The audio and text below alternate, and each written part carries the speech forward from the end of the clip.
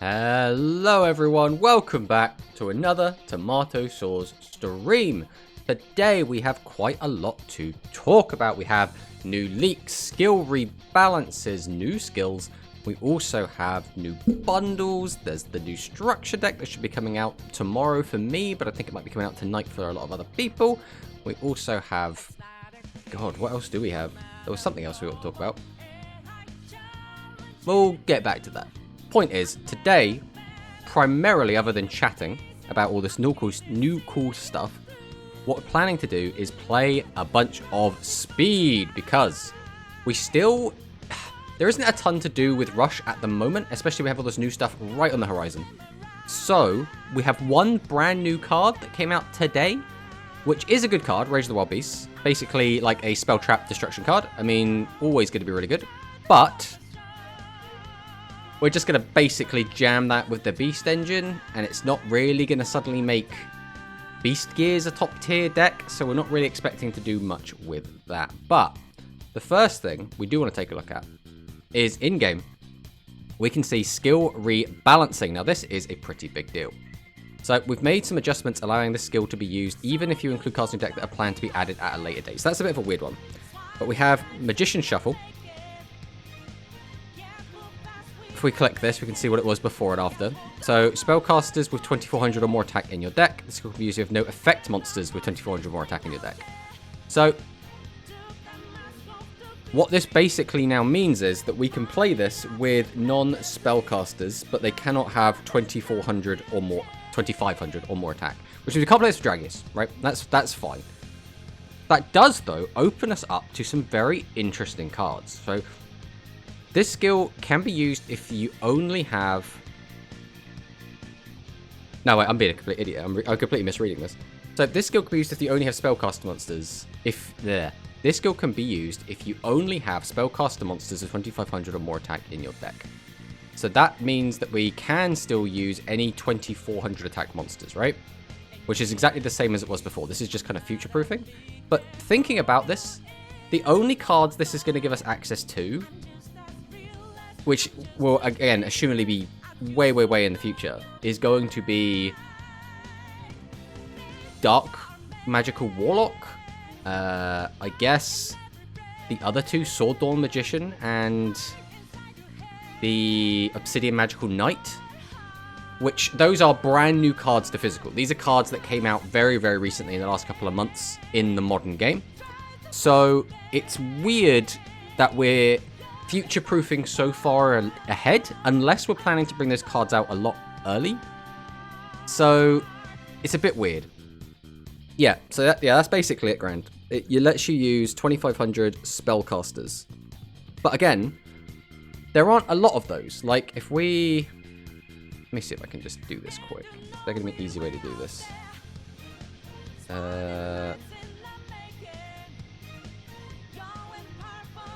It's going to be a bit awkward, but we'll get this. We'll get it going. Right, so we will go to... browser. Window capture. That's fine. Right. So if we get this up. So if we go and take a look at monsters, effects, doesn't matter about type, we want spellcasters, and we want attack that have 2500. So this is every single spellcaster, which again, we should probably have our camera up, but this is fine. This is fine. We're just going to do this quickly. These are all of the spellcasters that we are allowing us to use. And all of these cards are basically brand new. So Manifestation Master Dotheo came out, I don't know, 6 months ago. Like, not that long, but long enough that it was a while ago. And is pretty mid. Realistically, not a great card. Has a little bit of a burn effect, can mill yourself for a little bit. All three of these cards are basically brand new. These are cards that have been released in like the last couple of months. And they are all very, very good. And I do not think they could come to Duel Links anytime soon. Sword Dawn Magician can special summon itself, which is becoming a more common effect in modern Rush, but would not be allowed in current Rush Duel Links, right? This effect would be completely bonkers. But yeah, if you have 6 more spell cards, it cannot be destroyed by card effects. There's also a continuous effect, which again does get more common as we go forward. I don't believe we have any in Rush Duel Links yet. Then Obsidian Magical Soldier is a bit of an awkward one, because this is a card that's been a part of a very degenerate style deck that people don't like playing against called Solitaire. And this is basically just a OTK combo deck. Gains attack equals number of spell cards in your graveyard times 100. Also, if you have 5 more spell cards in your graveyard, gains an additional 500 attack. The objective of the deck is to mill your entire deck into the graveyard in one turn. And it is mostly spell cards, so just a lot of draw effects and milling effects. And then this guy goes up to 4,000, 5,000 attack, slap down 2. And then, bam, you get to run over your opponent for a crap ton of damage and just OTK them. So, I don't see any of these cards coming anytime soon. Maybe the one we might see is Dark Executor Warlock. This card is brand new. This came out in the latest set.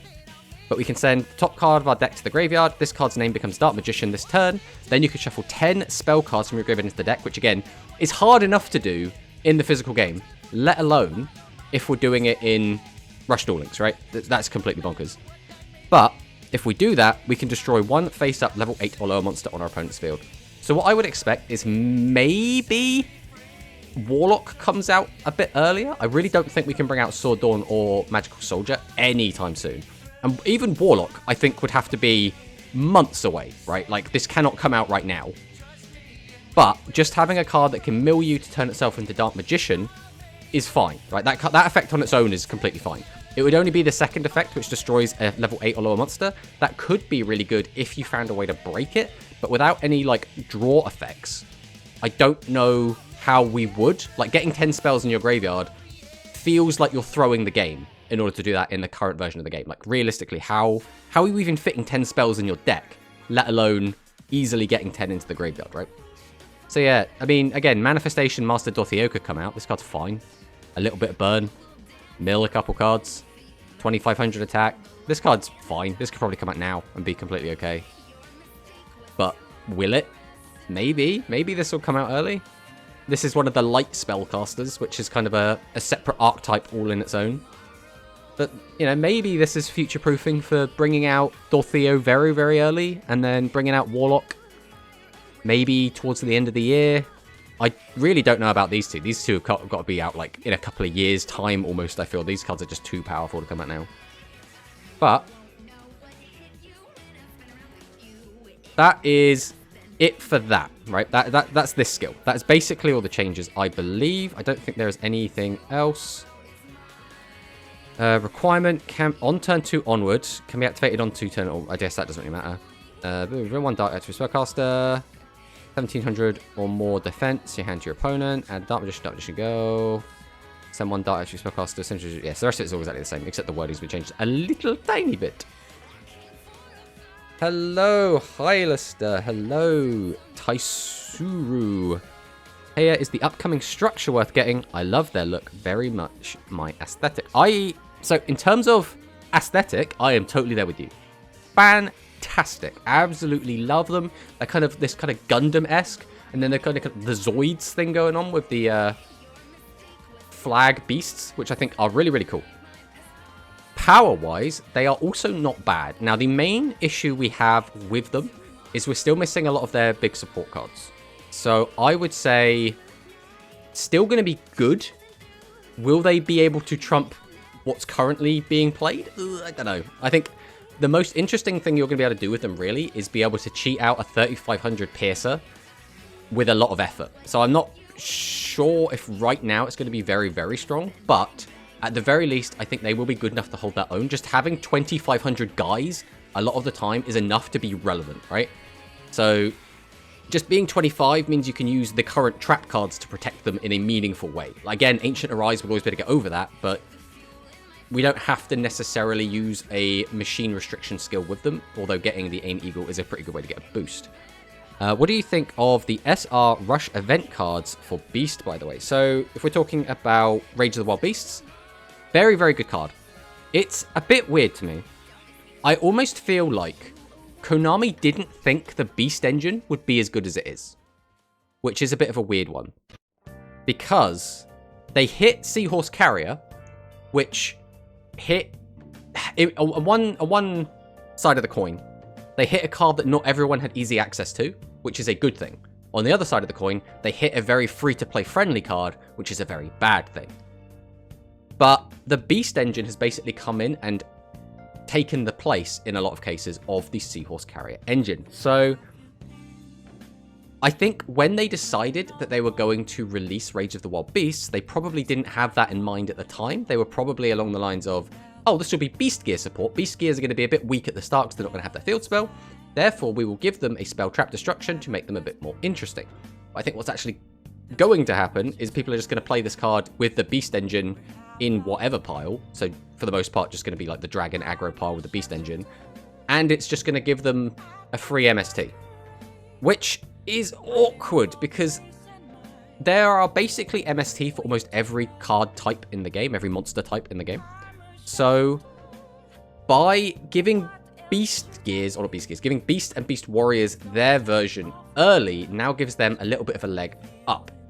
Now, this is fine if the deck that you're giving it to is kind of underpowered, right? If we gave Spellcasters or Dragons or even Machines theirs this early, I guess Warriors would be another good one, because Warriors already have kind of a Spell Trap Destruction, right, with their Dark Ruler Battle Slash, but if we gave them their Avian Spell Strategy, which is the Winged Beast / Warrior Spell Trap Destruction card, they would then have this kind of advantage or like quality of life over a lot of the other types in the game. So it's interesting that we're getting this one now because we've already got Hammer Crush and we've already got Ghost Cyclone, which are the generics, and that makes sense to me. But now that we're getting the Beast Warrior one, it almost feels like we want to be pushing the other ones as well, but we want the ones for the weaker decks to come out first. The issue with the Beast Warrior one is it's generic because everyone's playing the Beast Engine, which means you can basically play it in almost anything. Now, there are going to be some restrictions to that, but even spellcaster lists that we've seen are using the Beast Engine. So I guess from that point of view, it goes back to being generic, because if everyone's playing the Beast Engine, then everyone can play this card, and that means we're back to a net neutral. So it's a weird one. It's definitely a weird one. Just hearing the words missing support cards makes me feel more confident in investing in them. Yeah, I mean, that's definitely one way to look at it. I mean, no matter what, we're always going to be chasing Modern, right? We're always going to be chasing the physical rush game, which means we're always going to be behind. We're always going to have new support cards that can come out. Some of those support cards will be better than others. Light Machine, I will say, in the physical game was a top tier strategy. It was a fantastically powerful strategy. Now, the signature card for that is going to be Mirror Innovator. And later on, much later on, it will be the Cyber Dragon cards, but that deck will still use Mirror Innovator. So Mirror Innovator is what will really make or break the deck as being this like tier 1 super threat. So we'll have to wait and see what actually happens with that. But the next skill that's getting a skill rebalance is Tempest Drive, and this is getting a very interesting change. So no longer can you only play Spellcasters and Beasts, you can now play this in anything, which is very interesting. I'm not sure what this actually opens up to, because I still don't really want to play Bender Break in anything. But one face-up Wind Attribute monster that was summoned this turn gains 600 attack instead of 400. Now again, this does say summoned, but in testing, this was only normal summon. So if you special summoned using Beast Summoner, for example, you weren't able to get the boost. I don't know if that's going to be changed. Based on the fact the wording hasn't changed, I'll assume it is not being changed. And then the rest of it is basically the same, right? So 600 is better than 400. 600 now means that Bender Break itself can become 25. It still can't attack over 25, but it can hit 25, which is something. That's better. It also means that your Torna can now go up to 22, which 22 isn't really a meaningful number. You can attack over 21s, but I mean, who's playing 21s? Like Flame Serb and... God, what's the other card called? Dragonic Guardian? Dragon Guardian? Fire Guardian? Fire Guardian. You can attack over that. And it's like, well, yeah, but who's actually playing these cards? Now, on the ladder, some people are playing these cards. In tournaments, we're not really seeing all that much of them. So, no deck restriction is a W at least. Yes, I see, 100%. It does mean that you can now play... Because ideally, you're still playing this with Bender Break, right? But you don't have to now. Like, if you forego Bender Break, that means you're searching Tempest just to search Tempest. Or you could just use this as a 600 boost for wind monsters. But I'm struggling to think of, like, good wind monsters that are just in the game. Like, there aren't really any at the moment. I think if we get a 2500 attack wind monster, this skill just becomes really, really good, right? Because if we do just get a vanilla 2500 dude, right? Because of our skill, we can now just make that guy a 31.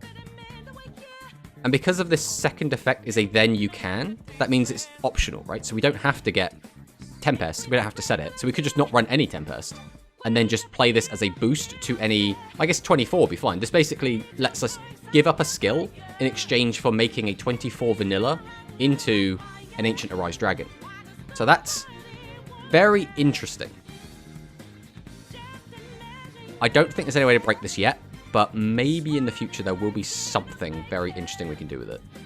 And then the other big thing is going to be the changes to the Forbidden Unlimited list, which, I mean, again, Speed Duel Malicious, I don't know if this is... I don't know how good Destiny Heroes is right now in Speed Duel, so we won't comment too much on that, but obviously Malicious has always been a bit of a meme, especially in TCG. This guy's been on the semi-limited list forever. And then Torna the Windweaver. Interesting that they've decided to do this, because what does this mean? You can now play Torna alongside Dragius, which is fine. I don't think Torna's suddenly gonna break the game. Torna obviously was a lot stronger in the first set because there were less ways to get to your opponent's life points. I don't know if Torna is going to suddenly do anything crazy. I thought it was a bit weird this card was on the list at all. Torna is not limit 3. Yes, Torna is no longer limit 3. So this card will be unlimited as its power level is acceptable in the current metagame. Which then does beg the question, I mean, actually this isn't going to show us anything. Why is the other trap card still on there? I even forget what it's called. Call of the Earthbound? That was called? But the one that lets you change the attack target. Does that card still need to be limited? Who's playing this card, right? If this card was suddenly unlimited, who is suddenly going to be playing this card? It's very strange, very strange. I'm wondering if it's to try and stop weird, like, stall strategies. Like, maybe, like, deck out strategies. Because you could use it alongside Yami Ruler. Your opponent, like, summons an Ancient Arise, goes, all right, I'm going to clear your Yami Ruler. And you go, no, you're going to attack my Weenie. And my Yami Ruler's going to stay strong. You know, that sort of play. But you can play around that just by attacking in a specific order. So I don't know. But those are the changes that are currently in-game. Now we're going to take a little bit of a look at the leaks. So we've got some interesting leaks, some very interesting leaks. We have, obviously, a new selection box with some interesting speed cards. I think the biggest notable ones here is Armageddon Knight. There's probably some cool shit we can do with that. Alpha is obviously a really, really cool card. I think everyone kind of knows about this card by now. Sanctum, I hate this card so much. Forbidden Droplet is a very good card in general, and as a FLUFFAL player, Forbidden Droplet is a card played in FLUFFAL, so we're slowly building towards my Master Duel deck. The rest of this I'm not super interested in. Shadow Beast is nice, Incarnation's nice, World Crown is a really cool extender. I'm sure there's probably really cool ways to break them, but again, the stuff that we're really interested in is Rush Duel cards. So, we already knew about Shield and Sword. We knew this was coming. It's fine. It's cool.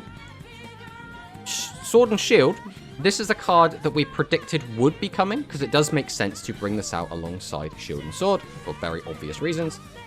Switch the original attack and defense of attacking monster until the end of this turn. So it's just of the attacking monster, not your monster. Switch the original attack and defense of the attack target until the end of this turn. So then it swaps your attack and defense as well. So it swaps both of them. So it's kind of like, what is it, Inverse Universe, I think is the card that swaps both. But then we can add Shield and Sword from our graveyard back to our hand. Now, being able to recycle Shield and Sword is nice, but Shield and Sword, outside of doing what it does, doesn't offer us anything else. So for example, there is a Dinosaur fusion we'll get later that lets us recycle Upstart Goblin, but we get to do things with Upstart Goblin other than just draw a card and give our opponent 1,000 life points. So it's a bit of a weird one. We'll only, again, have one copy of this card because we believe it is coming as a bundle card. As we can see, it is in a bundle here with its own pack. So that's a bit weird. One single copy of Shield and Sword is very strange. Now, I do think individually, this card is better than Sword and Shield. Now, there will be situations where Shield and Sword is better because you can activate it, you can change all monsters on the field, which means all of your opponent's big boss monsters could become weaker, all of your monsters could become strong, or you activate it at the start of your turn, weaken all your opponent's monsters, then you summon your board and pop off, right? What do you think of them having 2 bundles for Rush? Think any chance of a new box soon? I hope so, because if they release just these 2 bundles, as we can see here, if they release that with no new box, I'm not buying them, right? Thank you for the subscription, Bottlerworks. Always appreciate it. No bundle until we get new Rush set. Yeah, I hope, because I'm not buying these cards until we get a set to go with them, right? I'm not going to just open old packs. I've already got everything I want out of them. Rip Summon Skull, now Barrel Dragon is my best friend. Exactly. Bottlerworks just subscribed for 4 months. Off to the Shadow Realm with ye. There's no Shadow Realm in Rush, Josh. Doesn't know the lore. But, Barrel Dragon, this is a very, very interesting card. This, when it came out in the physical Rush game, didn't really do anything. It came out, it was fine, very, very rarely played. What makes this card interesting though, is it's come out before Blue Eyes White Dragon. So, in the original Rush game, the Rush physical game, Blue Eyes White Dragon was the very first legend card released, and that meant if you just wanted a guy that had more than 2500 attack, Blue Eyes White Dragon was the go-to. Being able to just be big a lot of the time is quite difficult for your opponent to deal with. It can't get attacked over by Ancient Arise, it has to be crashed into. Barrel Dragon is a 26, so it is slightly bigger than 25, which does make it extremely relevant, as well as the fact that it does have a destruction effect. Now, it's a luck-based destruction effect, but it's still a destruction effect, and sometimes that will come off. Now, the problem with a card like this being relevant is sometimes you will just lose to some coin flips, and it will feel really bad, and there is nothing you can do about that. That's just part of the game. But this card did see a little bit of play when... Oh, I can't remember what the card is called now. It was... Slot Machine, I want to say? Here we go. Slot Machine PG7. So during the turn you normal summon this card, add 1 monster that has a coin tossing effect from your graveyard to your hand. So people would use Slot Machine PG7 to get Barrel Dragon back from the graveyard and then be able to reuse it, either just as a 26 beater or try and get the pop effect off to try and deal with enemy threats you couldn't otherwise deal with, which can be really good as well to deal with some things like maximums. Being able to destroy monsters with effects is really strong, especially when maximums do come out, because eventually maximums do become a lot stronger and they have like protection from monster destruction, at least some of them do, but the initial ones do not. So being able to use Barrel Dragon as a way to attempt to deal with that is a pretty good thing we can do. And the other card is Twin Barrel Dragon. So this card, again, will probably come out a little bit later as well. This card did come out a lot later than the Barrel Dragon. I personally prefer Twin Barrel over Barrel, just because, again, they're both legends, so you can only play one of them.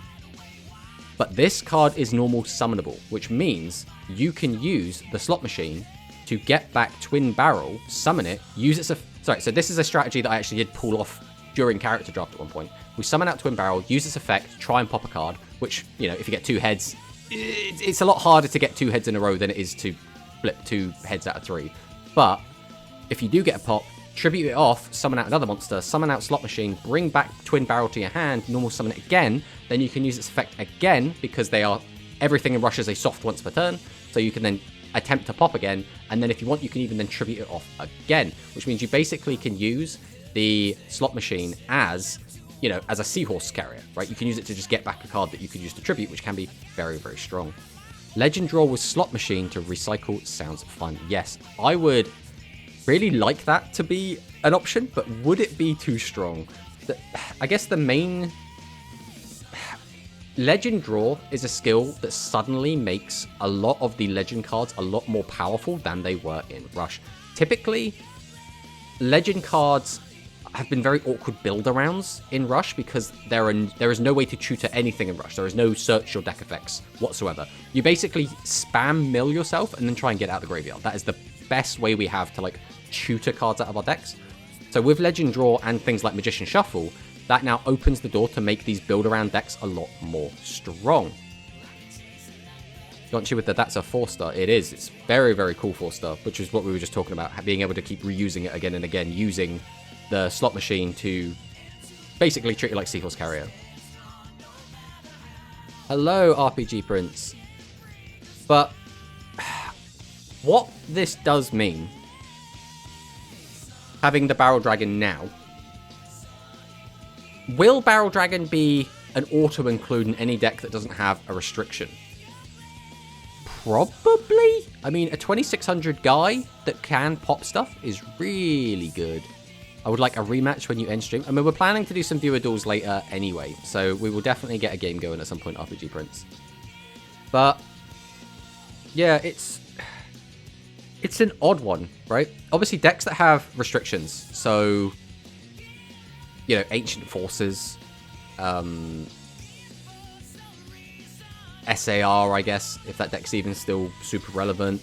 Dragonic Resonance, they're not going to be able to play Barrel Dragon. But a lot of these other decks, like the Dragon Aggro deck, they can just jam Barrel Dragon. The question is, would people value a 1 Tribute 25 more than a 26 that does require 2 tributes but can pop things? I think Barrel Dragon is going to see some experimentation. I am not 100% if it's just going to immediately eclipse Summon Skull, but I think at the very least it's going to see a lot of play. The other big thing is that now that we already have specific battle traps, and I guess the barrier is going to be the main one, that is going to hurt Barrel, because Barrel now cannot attack over anything that has like 22 under threat of the back row. Now obviously you can use Barrel Dragon effect to pop monsters, but you cannot use it to destroy back row. So still pretty cool, I'm very excited for it. But again, with 2 bundles, this has to come out with a box, right? We have to get a box announcement. There's no way we don't get a box announcement. The question is, when is this box going to be coming out? When are these bundles going to be coming out? Because I've seen a lot of people predicting end of February, which just seems so far away. Like, it's so far away. Like, surely we have to get it before then. And then the other cards that we've got are obviously our Ultimate Flag Mechs, or our Ultimate Flags, I suppose, because there's Ultimate Flag Mechs and there are Ultimate Flag Beasts. But we obviously knew that we were going to get the Mech Ace Breaker structure deck. Very good card. The cost for this, the requirement, very steep, right? Sending 2 monsters from your hand to the graveyard. So it can't even be spells and traps. Specifically has to be monsters, which is a bit of an annoying, like, effect or requirement. But the effect is still very good. Destroy a face-up monster. Now, it has to destroy face-up. Can't destroy face-down. That is, again, a little bit of a problem, but it's still fine. This card is good, and this card was seeing a lot of play when it initially first came out, and not as much, but does see side deck play to deal with things like maximums, because occasionally you'll just need a way to just get rid of a guy that is big and annoying and in the way, and Ace Breaker does that. So I wouldn't be surprised if even after this deck kind of dies down a bit and we get better Light Machine cards, if this card is still run as a one-of, just to be able to pop stuff, because a lot of Rush is toolboxing your graveyard. So we already have something like the Monster Reincarnation, and we do get more cards like that in the future, as well as when we do get Mirror Innovator, you can shuffle cards back from your graveyard into your deck, which means running this as a one-of is not the end of the world, because you can either put it in the graveyard and get it back, or you can put it in the graveyard and shuffle it back into your deck, and then draw it out later. So I wouldn't be surprised if this was played later on as a one-of. Tough Striker is an interesting one as well. Tough Striker is a bit awkward because it is a vanilla 2500. Now, that is very cool because there are a lot of things we can do with that in the game currently. I actually don't know if some of our skills work with this at the moment. Let me go and have a look. Because we have things like, Sword of Dawn.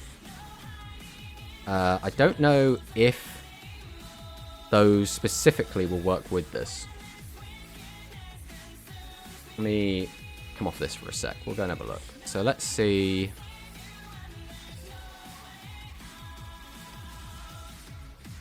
Servant of Dawn. This can be used if you have at least 5 normal monsters with 1500 or more defense, and the only monsters with level 4 or higher in the deck of 1200 or more defense can be activated during the turn. You have normal summoned a normal monster with 2100 defense. So it has to be 2100 defense. So you won't be able to use this alongside the Ultimate Flag Mech Tough Striker because its defense is too low. So that's one thing. But as we go forward in Rush, there are 2 cards that come out that do break normal monsters a little bit. One of those being, well, I suppose I can actually just show them on here. One of those being Secret Order. Now, this card is very contentious because when this card came out, it was very, very powerful and started creating its own deck called Gate Order, which is basically a deck where you stuff it with like 12 level 7 vanilla monsters, and then you just keep cheating them out again and again and again. And it was very one-dimensional. I didn't like it as much. It made deck building decisions very linear. It made playing the game very uninteresting, because instead of people playing archetypes, now people just jamming a bunch of vanillas, and it was not very interesting for me personally. But this card, special summon a level 7 normal monster from your hand or graveyard face up to your field. This turn, the monster special summon effect gains 700 attack, cannot be destroyed by opponent's trap card effects. So again, you can use this to cheat out a monster from your hand, or you can bring back something from your graveyard, which is the ideal. But it's really, really good. And this card was limited down to 1 at one point, then I think it went back to 2, and now it's back up to 3 again. Because the kind of the power level of the format has raised high enough that Gate Order is not really a strong deck anymore. Disco Fever can run this lol. Oh wait, this is a Tengu target. I can be trusted with Secret Order, please Konami. I just don't want Gate Order to be a thing. That's just not what I want, right? The other thing is going to be Gate. If we... There we go. Parallel Birth Gate. This is what it's called. I always forget what this card's called. I just know it's Gate. Parallel Birth Gate, requirement none. Send the top card of your deck to the graveyard. Then, if you have no cards in your hand, you can special summon up to 2 normal monsters from your graveyard face up to your field. So again, the idea is to just completely spam your graveyard full of monsters and then just keep bringing them back between Parallel Birth Gate and the Secret Order, which is really strong, but really boring. We have an ad break. I guess we'll wait until that's gone. It's cold today. Yeah, it is a bit cold. We've got our coffee. We're wrapped up nice and warm.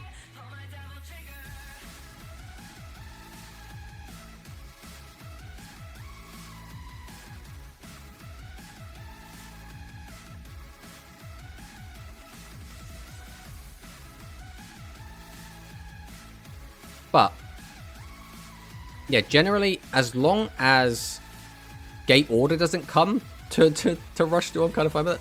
But other than that, Tough Strike is a pretty cool card, right? Both it and Ace Breaker also both have 1600 defense, which is relevant because that means they cannot be popped by Ancient Arise Dragon. Now, how often is that going to matter? Probably not a ton. I think realistically, the Ancient Forces deck was already not as popular as Dragonic Resonance, and with the hits that it got, I mean, I personally am barely seeing it anywhere. But it still is relevant, right? 1600 defense is not 1500 or lower, which also means that cards like Sword and Shield and Sword, they do hurt these cards, obviously, because their defense are a lot lower than their attack, but like 1500s can't just run into them or crash over them, right? So that is something. You can bring them back with Secret Order, which is by Quantum Fiber Internet, thanks Twitch. Yeah, the old ad break, just hitting everyone in there. We did take a break. We did stop and try and wait for everyone to get back. But then we've got Aim Eagle, which again, Aim Eagle's fine, right? Plus 1000 attack is decent. If you get piercing, you can crash into something and do a crap ton of damage, and you can attack over anything. It attacks through pretty much any back row outside of Widespread Ruin. Card's fine. Cannon Rhino, level 516, really sucks, but the cost also kind of sucks, sending a light attribute from your hand to the graveyard, but it does give you piercing, and piercing is something you're going to want, so it comes down to Drags always dodging the ads. This man. But yeah, the Cannon Rhino does... It's going to come down to, would you rather play this, or would you rather play the Pierce spell card, right? Because you have to have a way to get your opponent's life points. So are you running this? Are you running the Pierce spell card? Or are we going to be playing this alongside something like Dragius if we're not playing the skill? So you need something to get your opponent's life points, and this is maybe going to be the best option.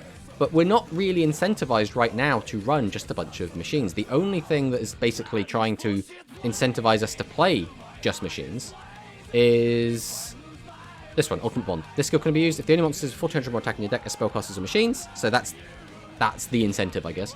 So can be activated by revealing a machine type monster with 2500 or more attack in your hand from the second turn onwards. Return 1 card from your hand to your deck, and then add Ultimate Flag Beast Aim Eagle. This effect ain't great. Like, let's be honest, right? Second turn onwards, you can put a card back, so you don't even gain anything from it. So you're trading a card from your hand for an Aim Eagle. Now, this can be good to unbrick your hand, and sometimes you'll really want that 1000 power boost, but like, it's basically just a 1000 power boost, and that's it. It's not anything crazy. I'm not the biggest fan of this. I will still obviously play it or try it out, see how it feels, but just by reading this here, I'm like not convinced by this. The other problem is that we're not getting the really good card I was hoping we were going to get. That being the Ultimate Flag Beast. Surge Bicom. Surge Bicom is an actually pretty decent card, right? Shuffle 3 machine monsters from your graveyard into the deck. Again, putting cards back in the deck can be very relevant. It stops deck out and lets you reuse different effects. This turn, this card can be treated as 2 tributes for the tribute summon of a light attribute machine monster in attack position. Now, if we could search this out of our deck, that would be a lot better in my opinion than Aim Eagle. Obviously, you know, it's still not fantastic, but it's good. You can return a card from the field, which is neat if you have dead Ghost Cyclones or something, but I feel the same way. Yeah. Yeah, it's awkward. It's very awkward. I would like to have seen Surge Bicom. That's like my main takeaway from this. We're also getting a 1400 and a 1500, which is fine.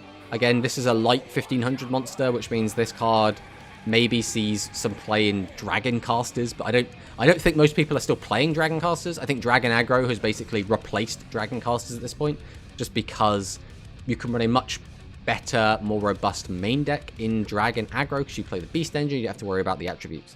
So, and then other than that, that just leaves Shining City Knights and Fashion of Faith, which you already knew were coming.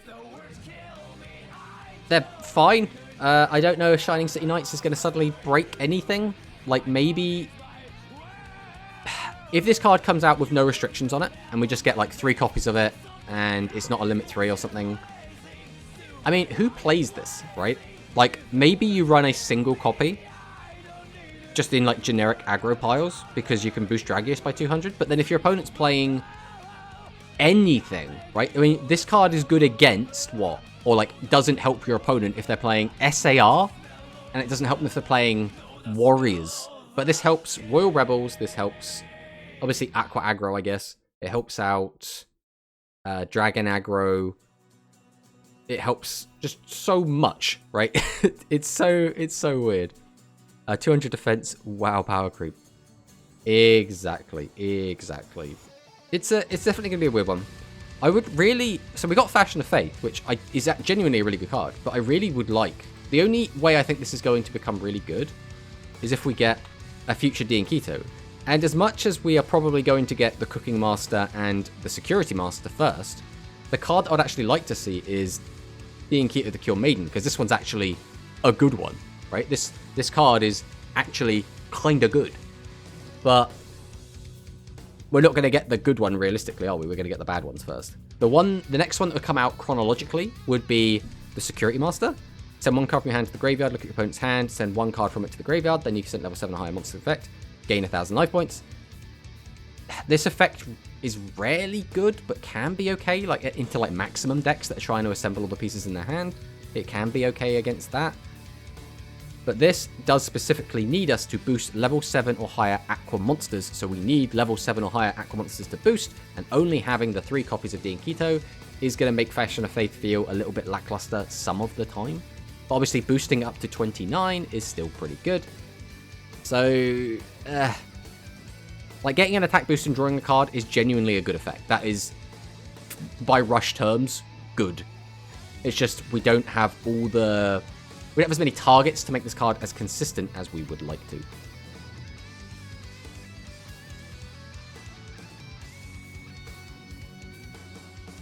So I think that's just about everything. We've gone over the leaks. We've gone over just about everything, right? I mean, there was the Shine Never Dies, I suppose. We can take a look at this. They only affect monsters with 1700 more attacking deck and Aquas. Again, this means you can play vanillas, so maybe in the Shine Never Dies, you play 3 copies of Tough Striker, which is a light monster, which will get a boost from Shining City Knights. But then we use it to, if we can find it again, return party or Triple Threat Thunder from your hand to your deck. Add D and Keto the Boogie Master from your deck to your hand. Which again, when are you, at what point are you feeling that you need to do this, right? This is like a consistency skill, right? But it's not, it doesn't plus us. It doesn't do anything unfair. It just says if we're playing this bad spell or this good spell that should only have one copy of at the moment, which hopefully we'll get another copy of, we'll be able to get out our boss monster. It's fine. Nothing crazy, right? Vengeful Dragon's counterattack is a UR. Yeah? Do we have that anywhere? Let's have a look. Ugh.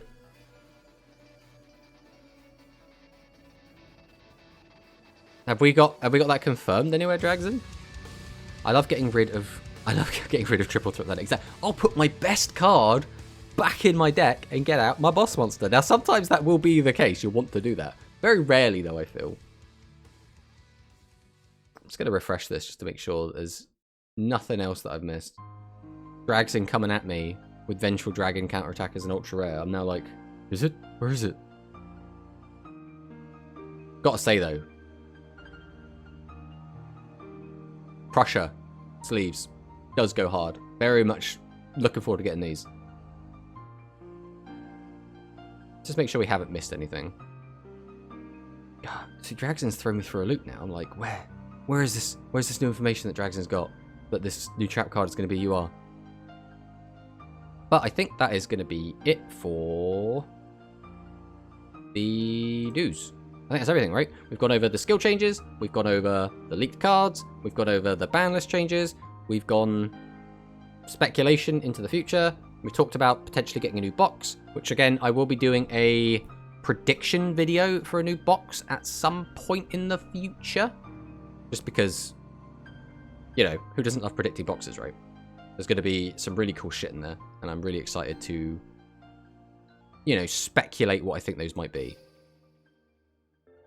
Oh, but with that all done, I suppose it's time for us to actually play the game. Oh, God. That feels dirty just coming out of my mouth. Because we're basically a just chatting stream here, right? We just talk about Rush things. We just talk about things that we know from the future. Because that's obviously where we're from the future. But for now, I think we're actually going to be jumping in with some speed.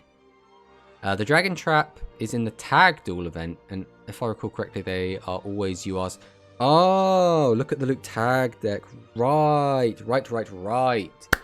Yeah, that is something I do not do enough of, I'll tell you that much. I do not look at the NPC decks. I basically auto-duel through it all, so I just don't, like, look through any of it.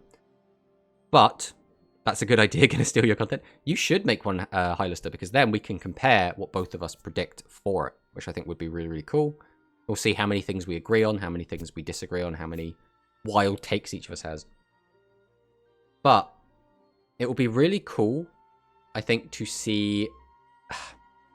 I'm still on the side of I would like one more box before maximums come out. That's where I'm at. I want a box to come out that supports stuff we currently have and puts in some more lower powered stuff.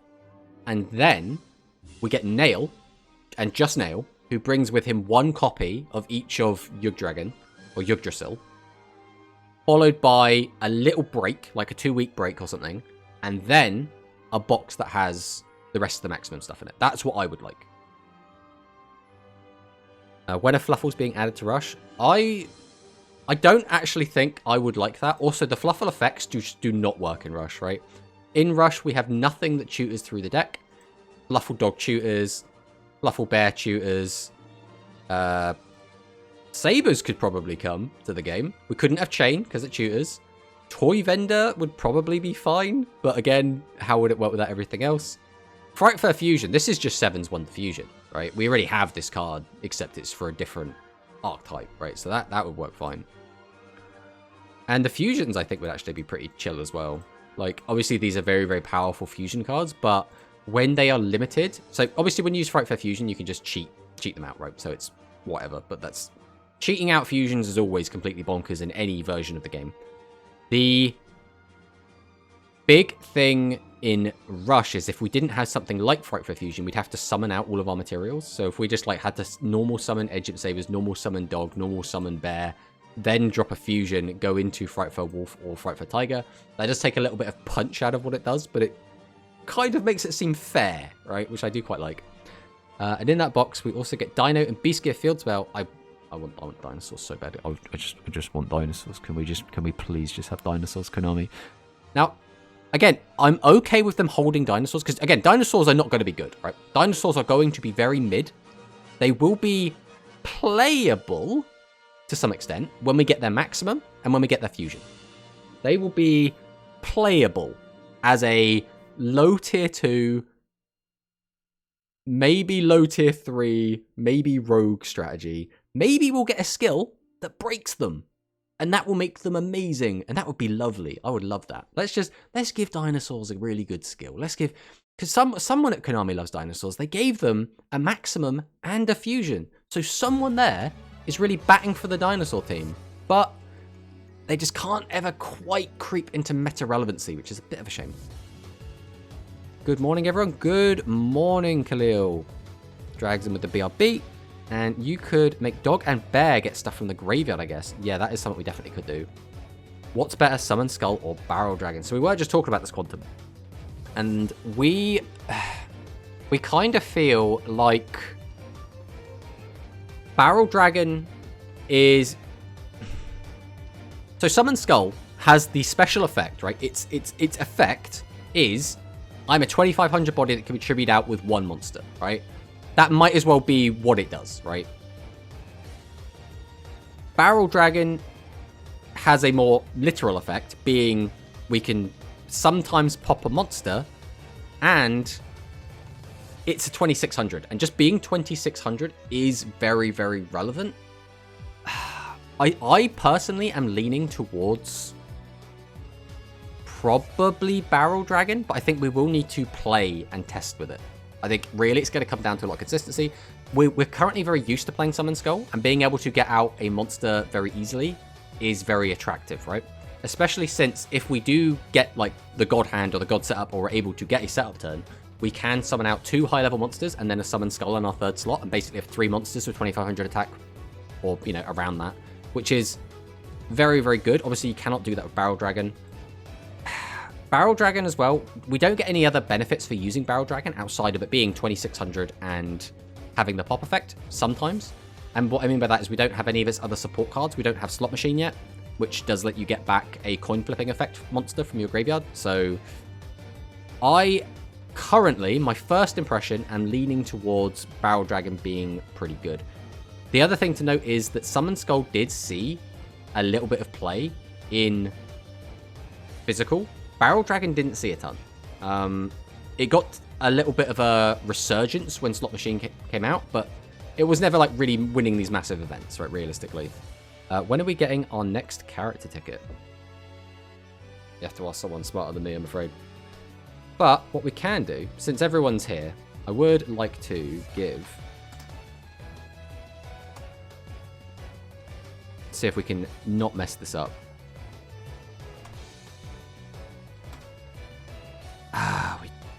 We're terrible at this. We're terrible. All right. We are going to, first, give a shout out to Contacubes, because Contacubes is a fantastic creator, currently in chat. Does really good tournament events, always does knockout style events, which I've played in a handful of them. Really, really good. Really, really big fan of them. We're also, while we're here, going to... Now, did we set this up correctly? There we go. We have our kind of bot shout out to IC Gamers, who's also in chat. Again, fantastic streamer, who's constantly giving us shout outs, so we always gotta respect the boys. And did we set this one up as well? Yeah, there we go. Because we can't shout out multiple people at once, so we have to do them via bot commands. But yeah, there's also Grand, who was in chat earlier. Don't know if he still is, but again, fantastic content creator, always running massive tournaments. Such a big pillar of the community, and does support Rush. In fact, all 3 of these people do support Rush, which is quite a big thing for me. You know, as the little Rush guy, you know, I like it when people people prop us up. So big thanks to those three. But with that being said, let's hop into some actual games. Let's actually play Yu-Gi-Oh! Right? As weird as that is. In a Tomato Sauce stream, we are going to actually try and play some Yu-Gi-Oh! Now, the only downside to playing Speed Duel is I'm a very dumb player, right? I'm not a very strong Speed Duel player. I have been out of the loop a little bit, and we do not have a ton of the more recent cards. What that means is I have to think very hard about these turns, which means I just kind of stare at the screen for a while and sometimes lose to timer. So let's see what happens here. Playing against Blue Eyes Dimension. And again, this is a gold game, so don't be expecting any crazy plays here. Okay, Dragon Spirit or White to Grave?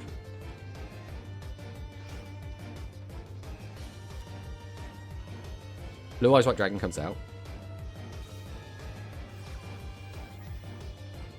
Piercing the Darkness, okay. You know, down step you can draw one card. Tactical involvement. Gain tactical. Okay. Let's see what we can do here. FLUFFAL Sheep. So we can. I think we always start with Edge and Sister. We do desperately need to get our sabers into the grave. I think here we then go Bear. Oh, our opponent has effect.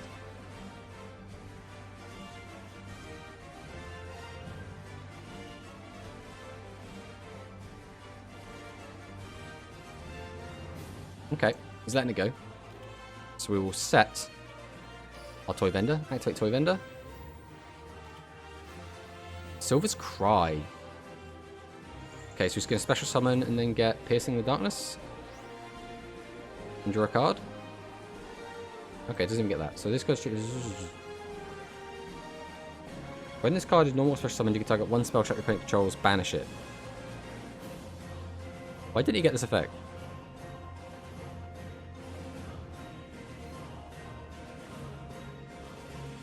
When this card is normal or special summoned, you can target one spell check your opponent controls, banish. Did he just click through it? Or is there something I don't understand about that? Either way, we're going to activate this. We're going to send the other Toy Vendor. That's not a bad card to be in the grave, but unfortunately it doesn't do a ton for us right now. What do we actually grab here is the issue. I think we always take Dog. Summon Dog. Use the effect of Dog. We grab Wings. It's always Wings. Special Sheep. Activate the effect of Sheep. Pop this back. And we'll bring back Chain. Now, we could just link here. Or we could go for a link 3. There's no real reason to go for a link 3 right now. So we'll go 1. We'll go 2. Missing time and moment. Silver's Cry was chaining 2. Ah, okay. We'll use Phoenix. We'll discard FLUFFAL Wings. Pop Piercing Darkness. Use the effect of Chain.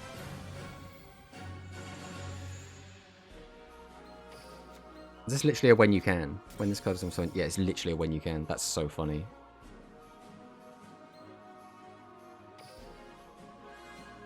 So now we're going to go ahead and use Wings. Oh, actually, I think we just had Lethal, but we might have... No, we still should have. Yeah, this hasn't changed anything. Use the effect of Toy Vendor. Doesn't matter what we grab. I guess we'll just grab a Bear. Go ahead and use Orchestrate Return. We will be discarding... Gets me a body. The other one doesn't. Gets me a... I guess it doesn't really matter. Orchestrated Nightmare still gets a guy into grave, which could just be the other Orcust. Okay, we'll do this. That's an annoying draw, though. I guess it's fine, really. I'll go ahead and use Orcust Nightmare. Boost up my bird. Send Harp to grave. We'll activate Sabers. We will put symbol back on top. Then we can use Harp Horror. Bring this out.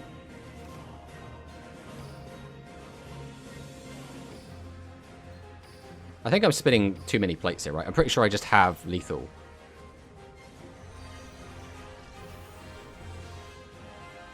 Hey, Eternity.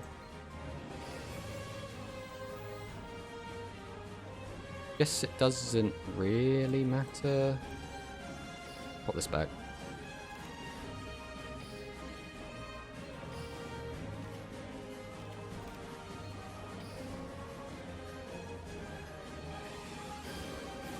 I guess we're just going to play this like super safe. That's what we're doing.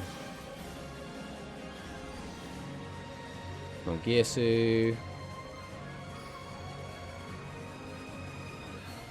Then activate symbol skeleton, bring back Galatea.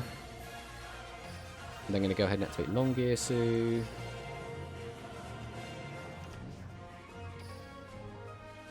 Get rid of this.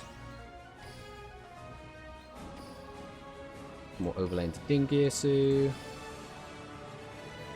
I don't know why I put him there, but he's there now. Send this. We'll go for fusion.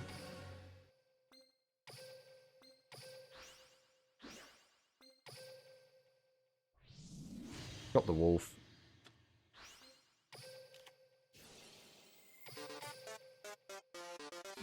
And then shouldn't have anything to stop us. And we'll just take it. Alright, we did that way round. We could have just summoned out Tiger and popped both of his monsters, but that doesn't play around Kiteroid, and we wanted to try and play around Kiteroid. Now, unfortunately, we didn't get 3 attacks, so we technically wouldn't have been able to kill through Kiteroid, but we still got to do what we can do. Still have to do what we can do. And this is one of the nice things about playing Speed, is there is just a lot more we can do and have these like really long combo turns. And I personally, I'm really a big fan of combo decks, which is why when we eventually do get a lot of the like future rush cards, I really like it when you get to have these like kind of longer combo turns where you're constantly drawing cards, getting cards back from the graveyard, which we will get to eventually.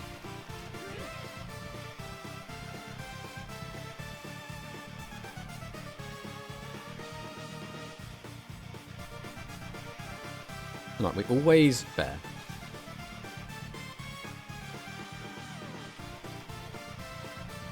If I activate this, send this, I can get double draw. If I activate send this, I could summon, use the effect to get a guy out. But then where does that take me?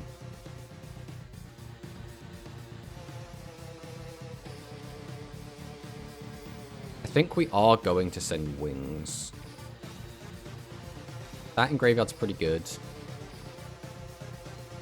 we'll go wings effect. Banish bear. Use the effect of Toy Vendor. Do we just take Sabers? We can summon. We can't get this out. If we take Sabers, that gets both into graveyard, but we can't do anything with it when it's there. If we take Sheep, we also can't do anything outside of get a second body on the board. We can't use Bear again because we've already used it this turn, so I think we will just take Sabers.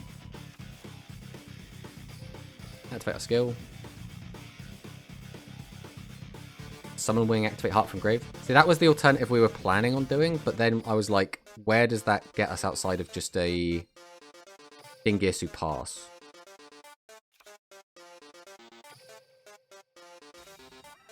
What we can do now is we can summon out Dog. Insert Sheep. The problem with this play is I'm going to have a very weak board, and I don't actually need to recycle Chain, because we already have the Frightful Fusion in hand.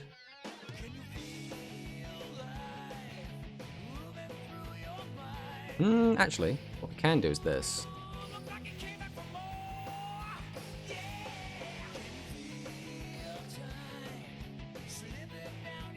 We don't have an ability to get a discard. Is summoning this actually worth it? I get the search, but then like nothing else, and I can't discard off these two. I won't be able to use his effect. Gives you Babble plus Gala with Ding in Grave Pass.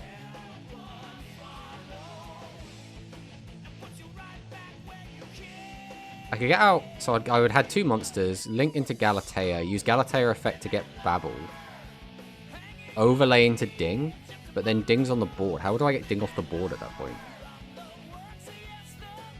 Unless I'm missing something, which I probably am.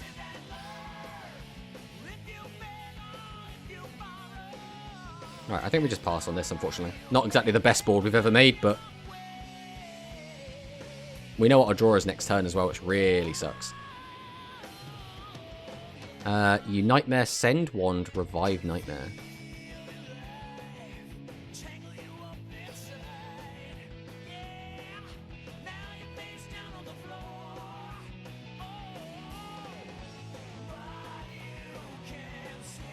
But Wand was it? What was a mill from the top deck, wasn't it? Off of Toy Vendor.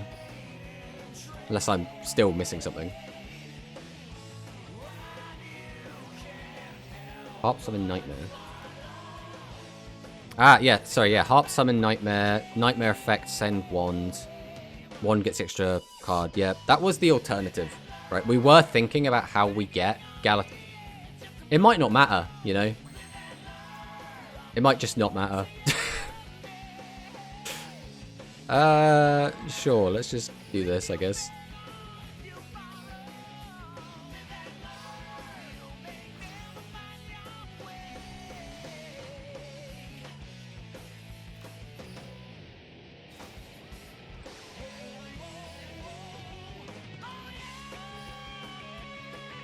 Guess we'll just go for this.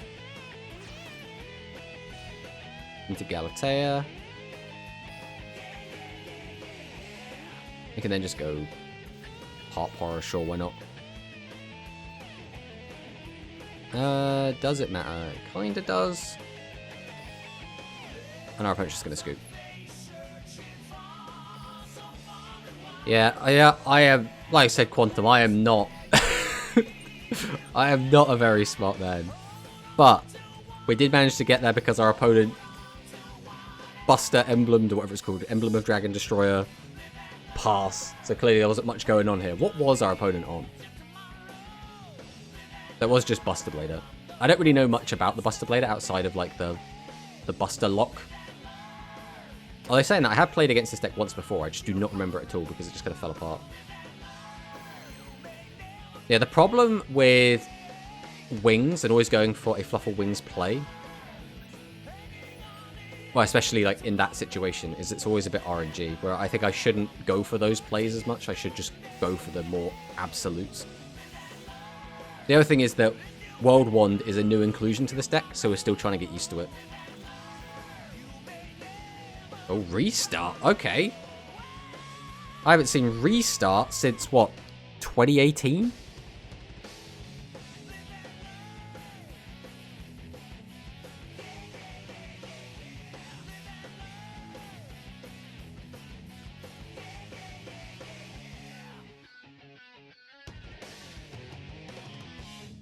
Let's see what our opponent has for us.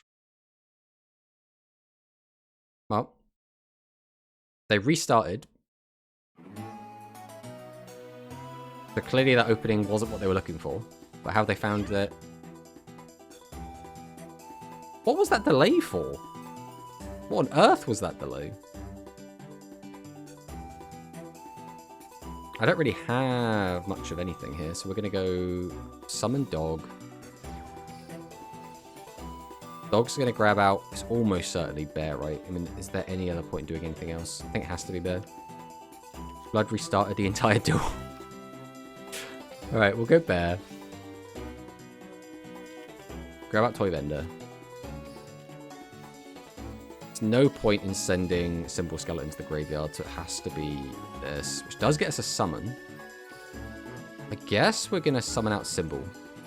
That's actually really good for us. At this point, we're going to go straight away and use Wings. Banish bear. Draw again. And we'll use Toy Vendor to search.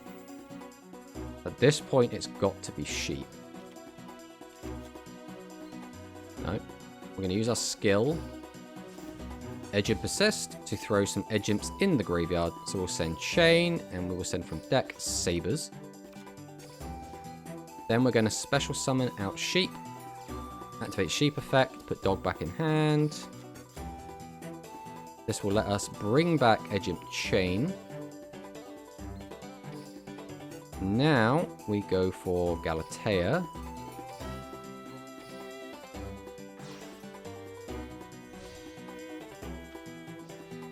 Use Chain effect to search out Fusion. Unfortunately, we don't have another... We already have Skeleton Engrave. We can't use Galatea effect, which is the biggest problem here.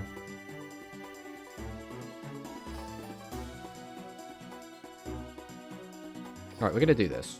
This is what we're going to do. We're going to go straight into... Decode Revive Galatea. We don't have Decode, I don't think. This one. I think it wants to... Oh, yes, that would have been way better. Although this kind of gets me to a similar point.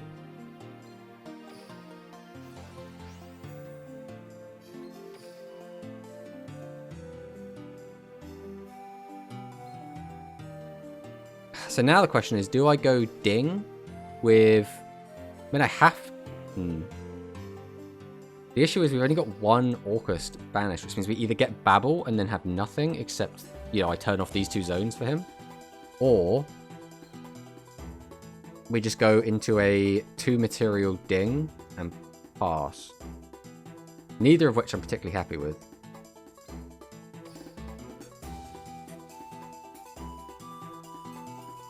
Do you have the draw 2? We do have the draw 2. Yes, actually, that is a very good shout. Right, we'll go for that. We'll go Galatea.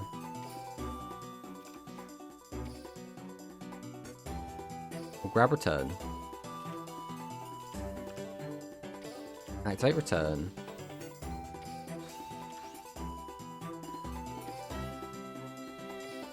We'll go Nightmare.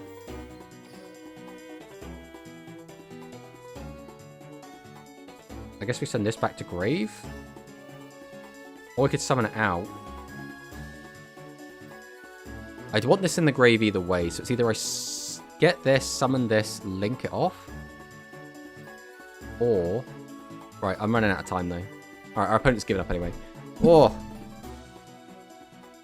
what would the play have there been? Would it have been... send... Harp. Banish Harp, bring out Skeleton. Link off Skeleton with... something? I'm trying to think what the end board even looks like there. Like, the ideal end board would probably... it's just a tricky one. Right, it's a very tricky one. Hey, Zach. Thank you for the follow, Sean. Shorty boy. Yeah, we've been playing the Orcust deck for a while, but we've kind of started autopiloting a lot of our combos. So when there's like more interesting to do, our brain doesn't automatically go there. Just summon Skeleton, make Ding, attach Nightmare Pass.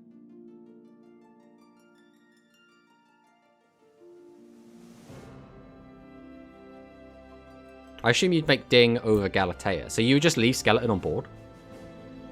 I guess leaving Skeleton on board is fine because we don't need the summon during our opponent's turn because we can't.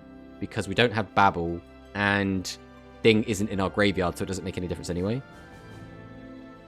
So we just would have had Skeleton just as a body. Yeah, I think that would have been the play. It's a good thing Quantum's here, because otherwise we would be completely lost. We're just slowly learning our own deck. Yeah, it's for follow-up. Yeah, that makes sense. That does make a lot of sense. I'm so used to, like, my end board either being get Ding in graveyard, symbol Skeleton, Babble, so I can bring it back for interrupt during my opponent's turn, or just, like, Babble plus Ding plus something, like a long, and then just have 2 materials on Ding to just protect the board from being blown up. But obviously against some decks that just doesn't do anything. Which I got to learn against the Winged Dragon of Ra deck.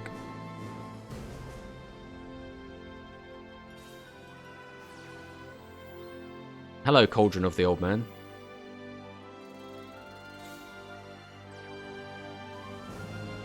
Do I need to be worried about this? What's going on here? Unfortunately, your effect is now turned off. We will, however, always edge and persist.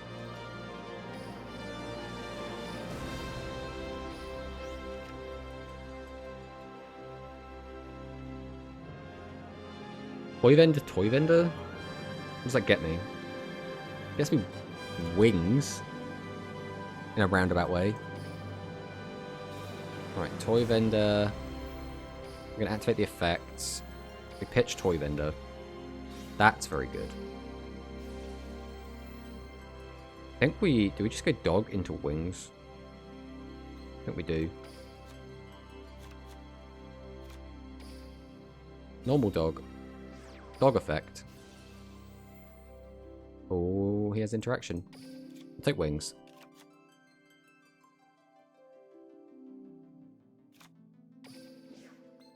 We're going to special out sheep.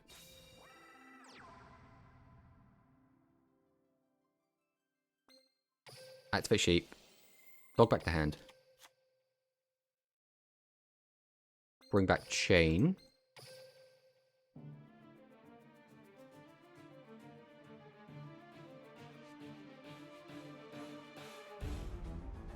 Do we go ahead and pop the back row? Don't think we do yet, right?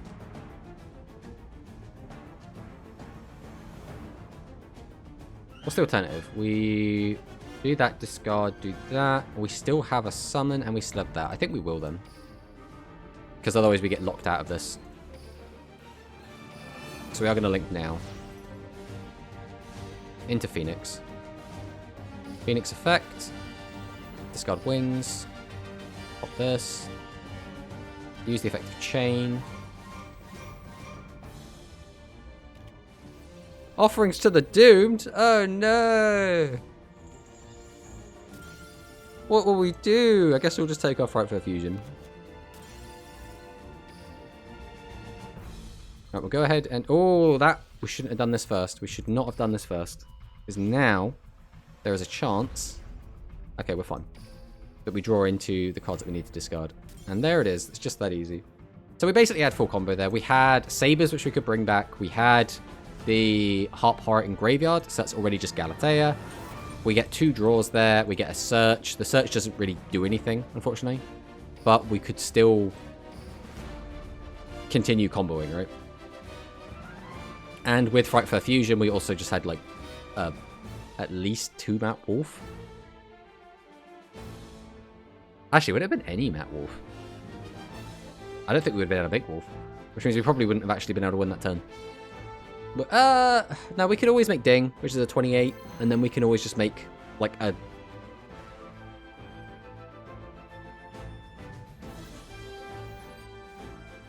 trying to think now. Alright, so from the good old UK, let's see what Gong Strong has for us. Is this going to actually be super heavy samurai? Could this be the Gong versus... Oh, come on. Unfortunately, his is very much a going second deck. And ours is also kind of a going second deck. So we're going to do what we can here. Summon Dog. Dog effect. If we grab Bear, we can discard that, which gets us another Search. That doesn't really go anywhere. Alternatively, we could take that, send both to Grave, which still doesn't go anywhere. Well, I actually think we're going to be taking Wings. But then Wings doesn't go anywhere. Then is it just Sabers? We can do a Link 2. Getting an extra Search doesn't actually get us anywhere, right? We could go Bear, discard that, get an extra Search. That sets up the graveyard a little bit, but without getting Wings into graveyard, it doesn't actually mean anything. But if we take Wings, we can't get a second in graveyard easily. We'd have to special summon And then... Okay, we'll take wings. We'll take wings here.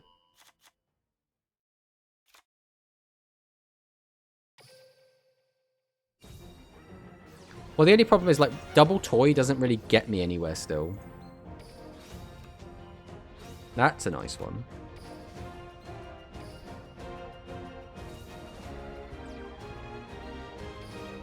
We still have that as an option, which I think we probably just do now, right? So we'll go Harp into Nightmare.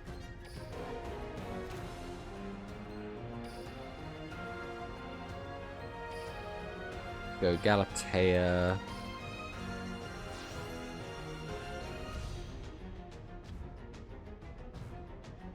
Galatea effect gets me the search. Alternatively, we can put Thingy in grave. We can just leave him on board, which is kind of also big chillin'. We always Babel.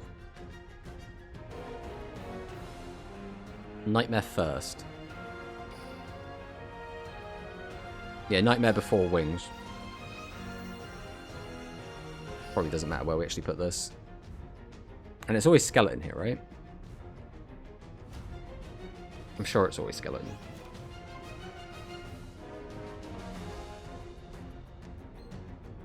I think we are going to use this back.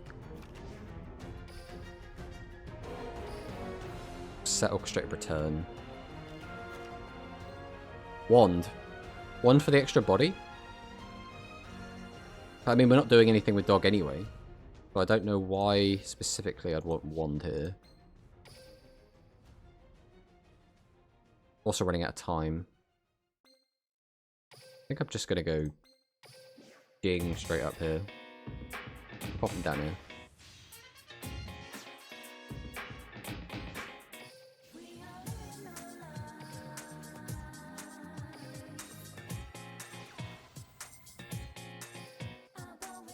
We haven't even used wings yet. Just completely forgot about it.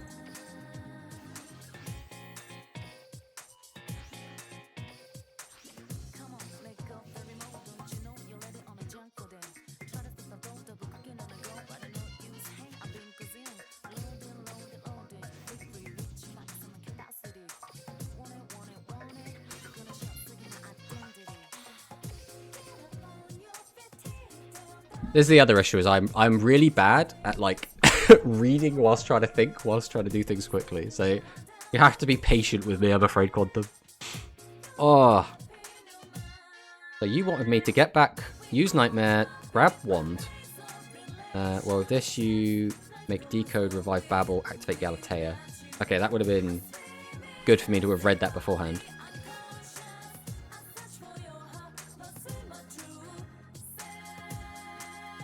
So I could have made Decode, revive Galatea, make them all off, use the symbol skeleton to bring back Galatea, then activate Galatea, get the orchestrated return back. That way I have Decode and I have Galatea. But the main reason I did this specifically was because I wanted to maintain Symbol Skeleton, so that if Ingirsu gets outed, I can bring it back and have an interruption during my opponent's turn. That was my logic. I just wanted to try and maintain the Symbol Skeleton in Graveyard. Whether or not that was the correct play or not, that's a completely other debate. The issue is, if he has full combo, I've played Super Heavy Samurais before, and I know they can just, like, direct attack for a crap ton of damage, which this board does nothing to interact with. I think what I should have done is try to get Ding in the grave, as well as keep Symbol Skeleton in grave.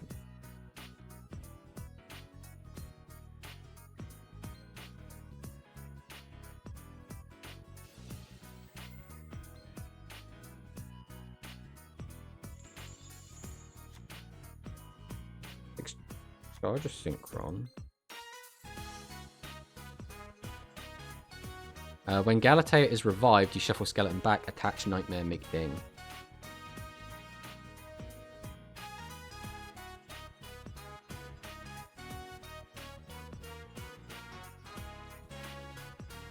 Yes.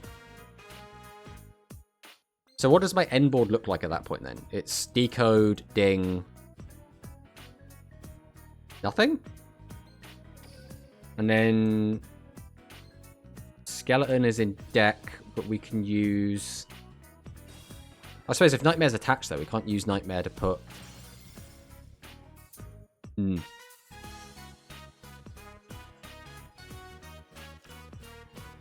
Okay, what is Ben? What's Ben gonna do? We're gonna give him double attack twice? Decode pointing to ding. If the first to attribute, then you send skeleton revive it. Yes, that makes a lot of sense. That's the thing I usually struggle with as well when I'm playing this deck, is just trying it, having something nice that Decode talks to. But now that I have it in my head, I want to have Ding Girsu pointed at by... do I care if this goes killed? I don't think I do. Ooh. Running out of time, running out of time.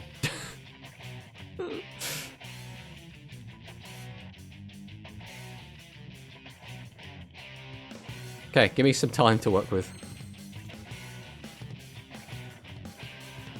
We don't have a lot of options. We will activate this.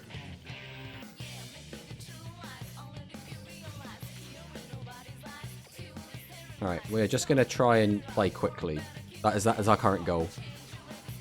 And then we can reach out after.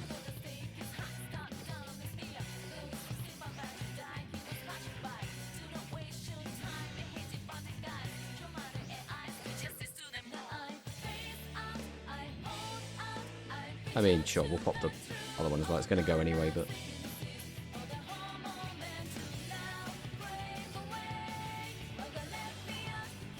Alright. Just kill him. Now we could try and... by sending Wand, you can summon a third monster, make Ding with Galatea, use all three to make Decode Longirsu. Now you have Din, Gin, Grave, plus Skeleton.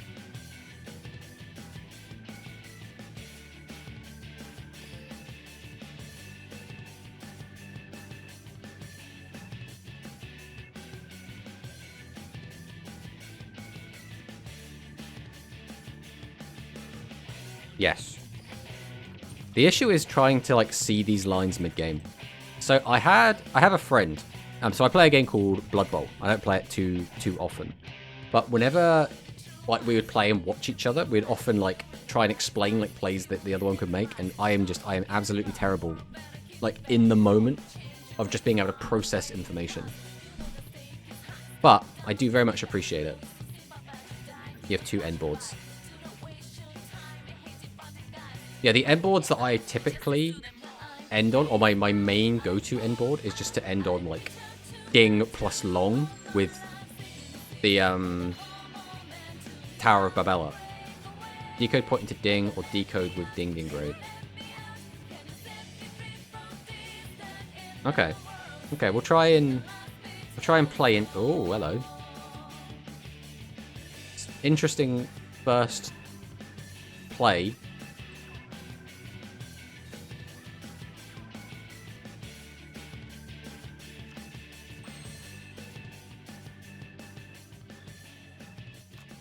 Right, we always summon dog.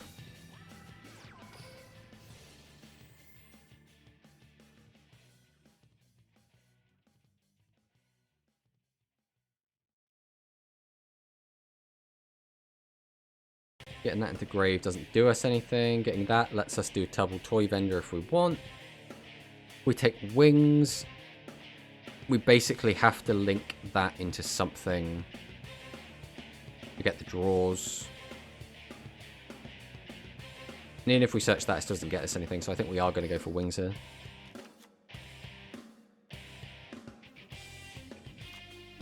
Activate vendor, which if this was a bear would have been so much better.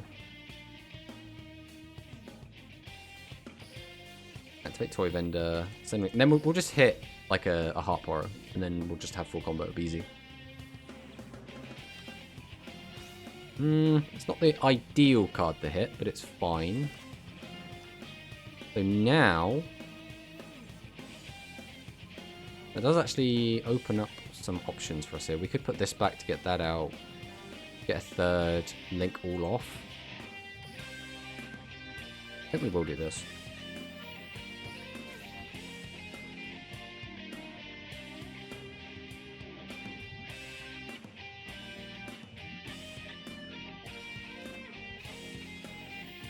That's annoying.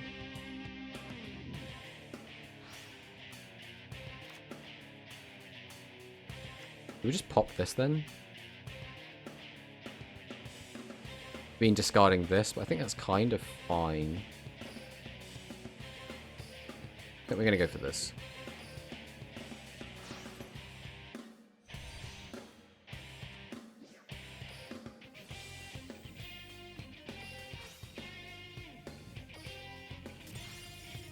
Okay, so it was Book of Moon.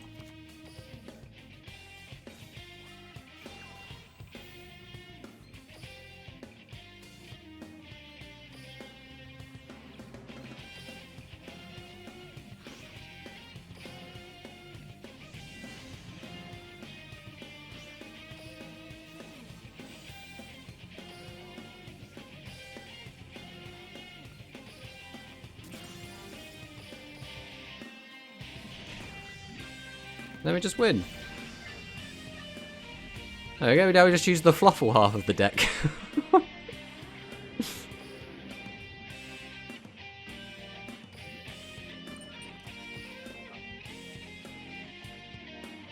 Yeah, somehow it worked out, because if his back row is anything more impactful than Cosmic Book of Moon, then we were... Ugh.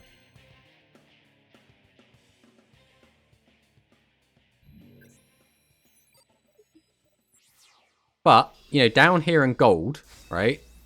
Some of the games are a bit free. Okay, that's just how gold works.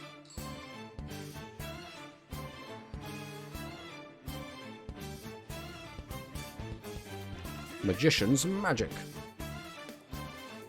That is a hand.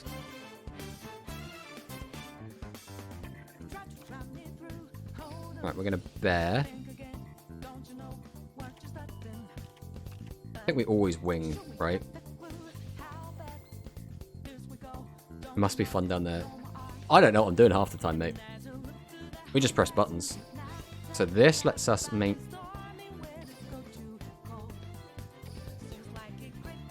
No, we'll just get a free dog. I like that. Just haven't normaled yet.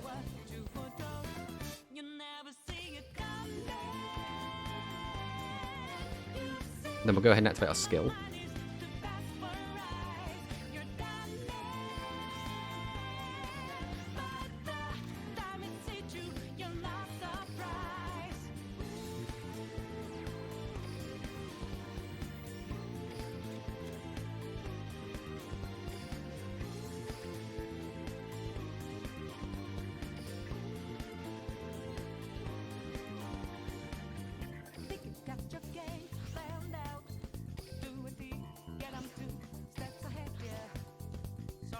Use Toy Vendor effect. Again, none of this matters. This is dead now. I guess we'll just take a dog.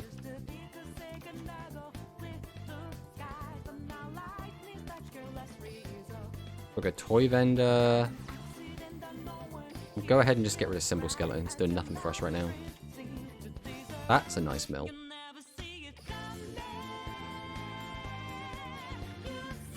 So we can go into... Here we go, Galatea Climb. It's not bad.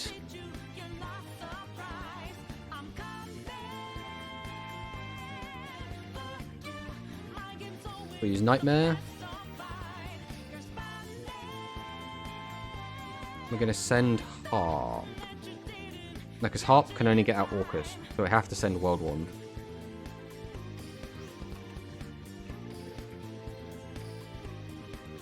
World Wand brings back Nightmare.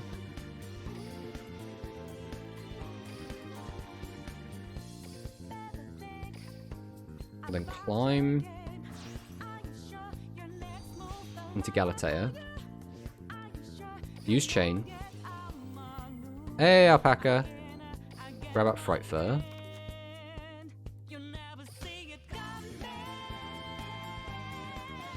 And we will use the effect of Galatea.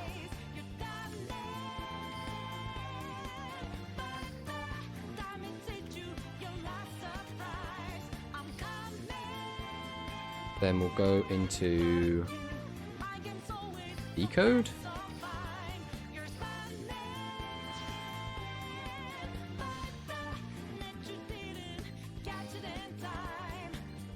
And we can symbol into Galatea.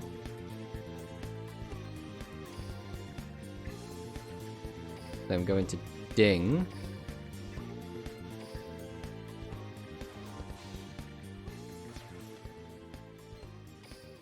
And attach symbol. We haven't normaled yet, so sure, we'll just normal summon. No point in doing that. There's no point in doing that. What do we have left in grave? Just him. Going into a Link 2 doesn't do anything. I don't know why we summoned Dog. We just want another body. Summon Dog? Well, apparently we were supposed to summon Dog. Are there any new leaks for Rush? Yes, there are, Alpaca. I mean, nothing, like, crazy. Like, the biggest card is Barrel Dragon, I guess. In fact, we'll flip over to it quick. There you go. So, we got Barrel Dragon. We got Sword and Shield. These are the two, like, kind of big question mark cards we didn't know if we were getting. We kind of knew we were getting Tough Striker. Like, it was kind of almost a given. But that's kind of it. These are the new Rush cards. And we know that we're getting Sword and Shield and Barrel Dragon as bundles.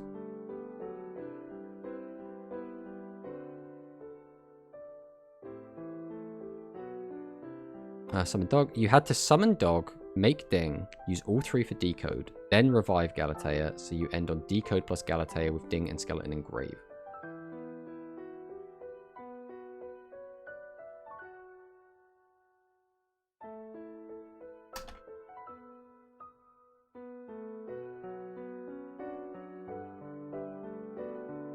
Okay. Summon Dog, make Ding, use all three for Decode. Revive Galatea, so you end on Decode and Galatea.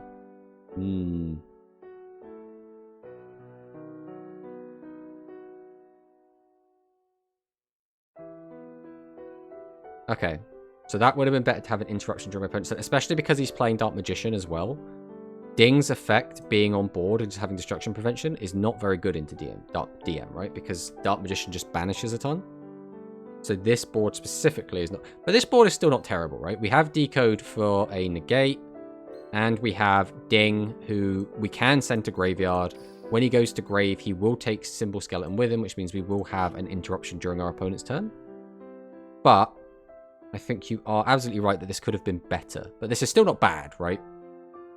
Now it's fine. Banish is targeted, so you contribute and then Ding. Okay. The other thing you have to remember is that down here in gold, sometimes we don't even get to that stage, right? Sometimes our opponent will like normal summon Celtic Guardian and then give up. But yeah, Alpaca, basically what we're just saying is that it's just Sword and Shield and Barrel Dragon are the two big question marks, and they are in bundles. We don't know when the bundles are coming out. But in some other matchup, it's better to have Disruption. Yes. Yeah, I think that's the other thing, is learning the meta enough that I'll know when I want to have protection for my board and when I want to have interruption for my opponents, right? Like, setting up Ding on my field is great if my opponent's going to Dark Hole me. And that comes up quite a lot down here. There we go, that's all it is. But if your opponent's going to be sending, if they're going to be banishing, if they're going to be doing any of that crap, then summoning Ding is pointless, right? And especially if they do banish, because then Ding doesn't get to come back. Well, unless I finagle it. Nothing too big, I guess. Yeah, basically. Basically, Alpaca. Yeah, I played FLUFFALs somewhat competitively, but as for Orcust, I played Orcust very casually. Like back in today. Gold is Legacy Duels. Oh, you know, sometimes RPG print, sometimes it is, yeah.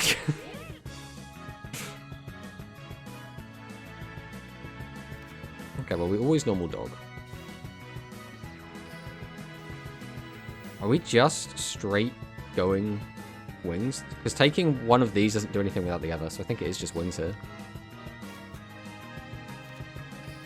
It's a bit bare. I love Ming deck, so I should D-rank. I want a tourney with FLUFFAL and Master Duel. Yes, that's what I'm talking about.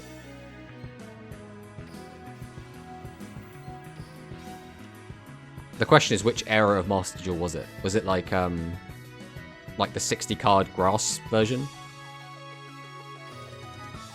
Oh, we'll go wings here.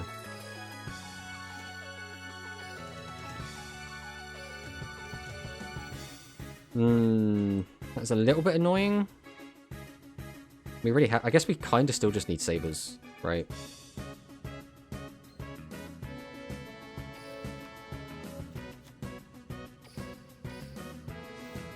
Use Edge and Persist to send sabers and send chain. So we can put this back to the top of our deck if we want to get the search, but for now we're going to orchestrate return. Send Nightmare, draw 2. Well, we have nothing to search for Galatea now. This is also basically pointless. We can put Frightful Fusion back to the top. That doesn't do anything unless we get another search. We can dump something in grave and we can special something out. Dumping into grave is probably going to have to be wand.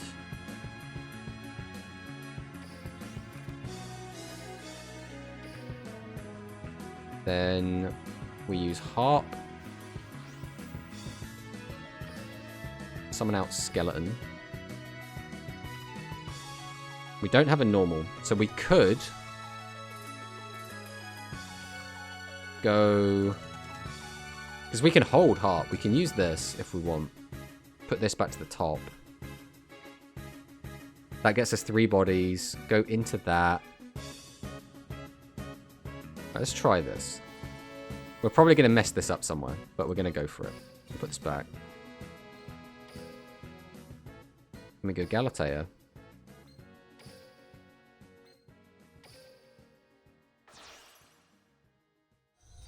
So we can't use Galatea effect, but we can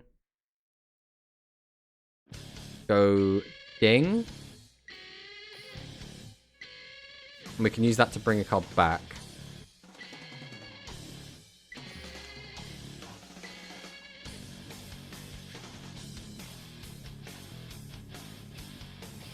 I think what we want is to go ding now. I'm going to mess this up royally. But we are going to do that. We're going to go ding.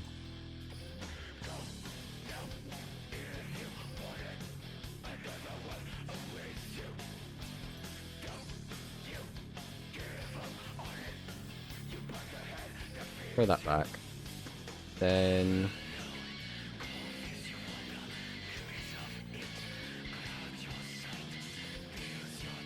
I think I've already messed this up. Because now I can go into this, but I won't have anything pointing. Oh, I can get something back with thingy, but that still is bad. I've messed this up because I was trying to do the extra play.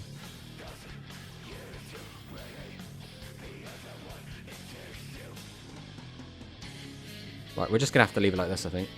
Yeah, I think we messed this up. I was trying to get the extra body out. Let's go for the MST, which is going to force out everything.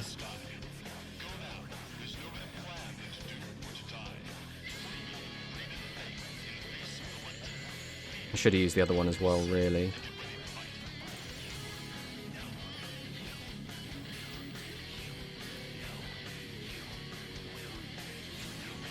No, you had it, revive Galatea. So I should have brought back Galatea. Then what? Galatea... but I can't use Galatea effect, right? Oh no, because Galatea effect isn't mandatory, right? You can shuffle back, but you don't have to have a target for it. Yes, that's what I was... In my mind, I was like, I can't use Galatea effect because both of my targets are already gone. But Galatea is just shuffle back and then optional you can search. That's where I went wrong. I wish they gave us Ibli Synchro. Then on opponent's turn, you shuffle symbol back. Yeah.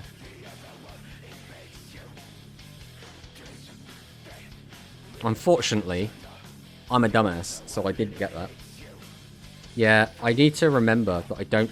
It's because in my head, most of the time, you can't resolve an effect unless you can... Or you can't activate effect unless you can resolve all of it. But because this is a then you can, it's a separate effect base. Well, it's part of the same effect, but you can ignition the effect without doing anything else. That's just me being stupid.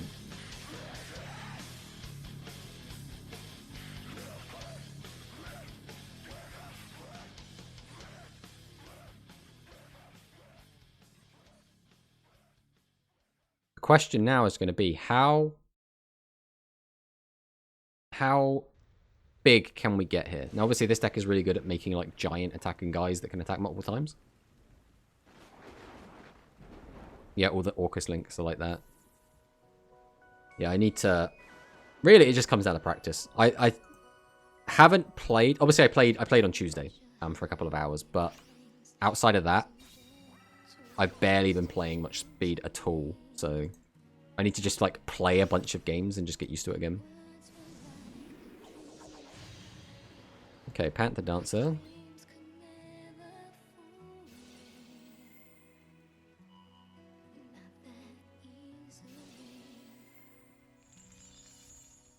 How much bigger is he going to get? Can you just make Leo Dancer swing for game? Well, we'll see it in a sec.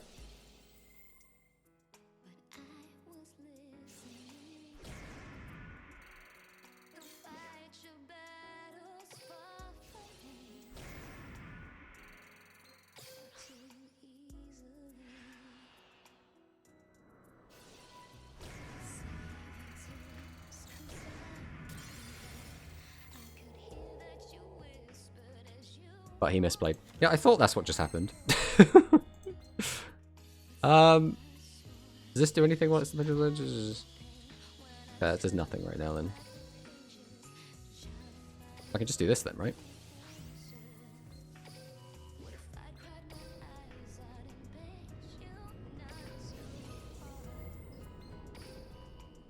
Goodbye.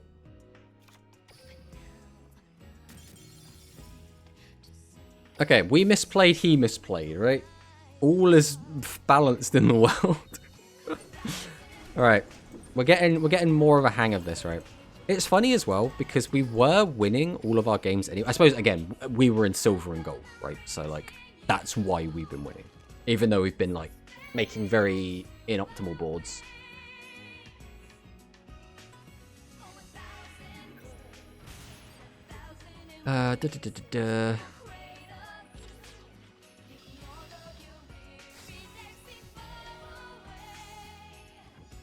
Mundane play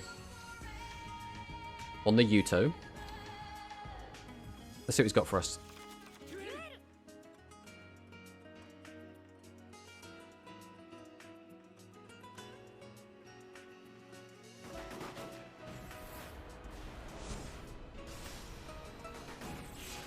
The thing is, Yuto's... this is probably Raging Pendulum, right? This has got to be Raging Pendulum. Oh, Treason Phantom. I do not see this often. Reveal top 2 cards of your total of 2. Return them to the deck. Send a Phantom Knights from your deck to the graveyard. This turn you treat the Phantom Knights monsters level 4 and do it. Remove 2 is... Okay.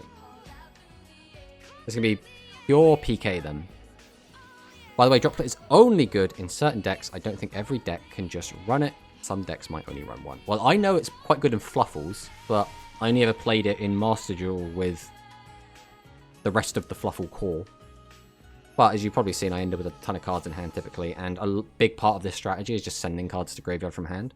So it kind of just works quite nicely with all of that. But again, a lot of the time I feel like you don't need it, right? If your opponent has a very problematic monster, then obviously it's very good to be able to out it. Oh, is it going to be Burning Abyss? I mean, also he's just set one pass, so I'm not really expecting much out of this game, to be perfectly honest, but we'll see what happens. I think here we're just going to take Sabers. Use the skill.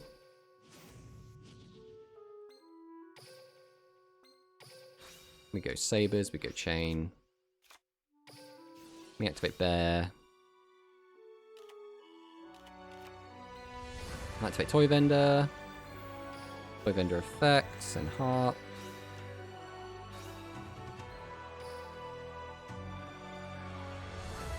I'm then going to use Sabers here. Pop this back. Bring this out. Special sheet. Activate the effects. Put this back. Grab out Chain.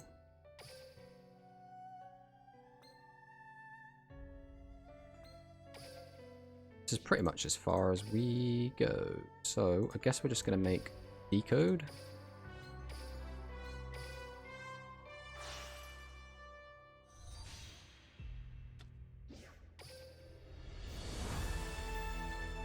Chain, we'll get back for it for fusion.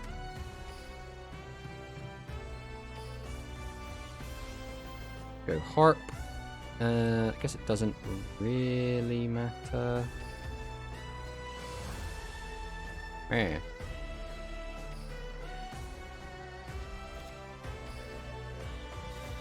I'll go Fright for fusion here. We'll just go Tiger.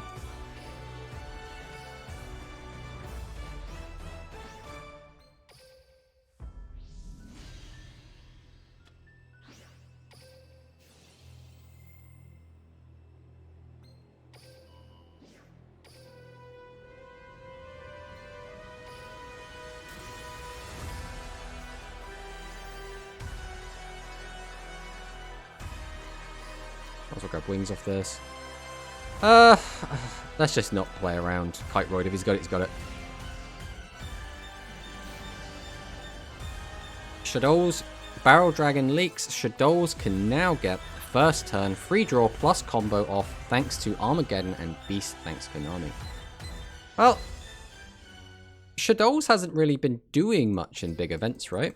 Like in the big events we've seen a couple of Shadows like top 16 or whatever. But we have not been seeing like Shadow dominance. Like the last tournaments I can think of, we've had what, Tenyi still doing very well, Live Twin, Earth Machine, Constellas are like popping off. A lot of people upset that Shadow Beast is in the selection box. There we go. I mean, everyone gets upset about everything, period, but especially about selection boxes.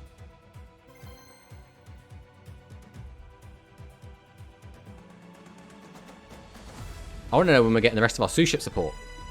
Bring us more Sue ships.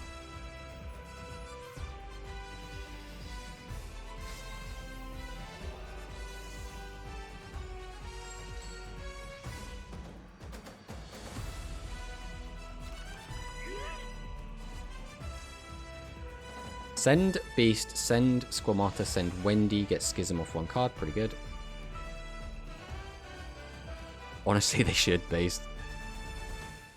Yeah, we'll just take the free win, sure. It's a weird one, right? Armageddon Knight clearly was held off on till now to come out for a reason. Because basically, it's like Foolish Burial, right? Except a bit more specific and it requires a normal summon. But when you think about it, Armageddon Knight came out so long ago. Like, Armageddon Knight was Phantom Darkness. That was the end of the GX era that card originally came out. So the fact it's come out after, like, Rush Duels have come out, right? After we've gone through 8 worlds, right? Is pretty crazy. I mean, I suppose you could argue a lot of the early DM cards still are a bit cracked, but... I mean, Squamata to send Wendy to get free Beast. That order. Okay. Oh, we're against the old BLS.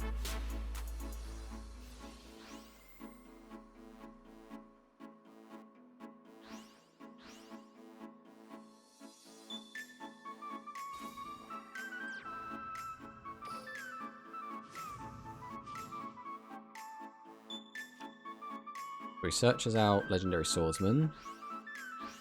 Puts all of that back into his grave.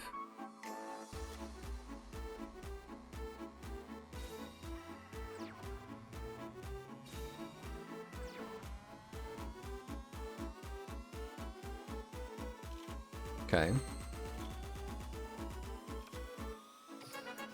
Let's start with Bear.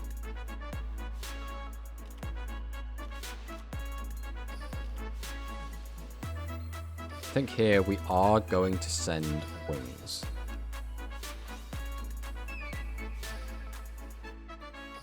Go straight away and use wings effect.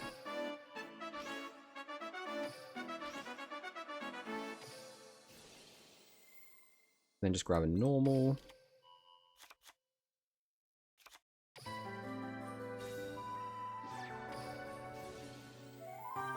Has to take bear, which unfortunately is not live anymore. We can activate Toy Vendor. Use its effect.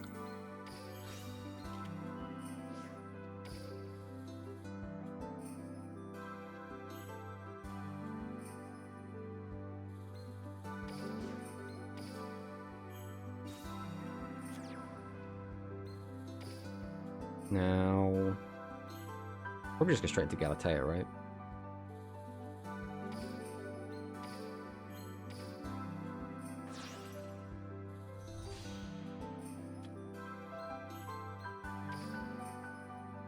We still have plenty of options here. We use Nightmare.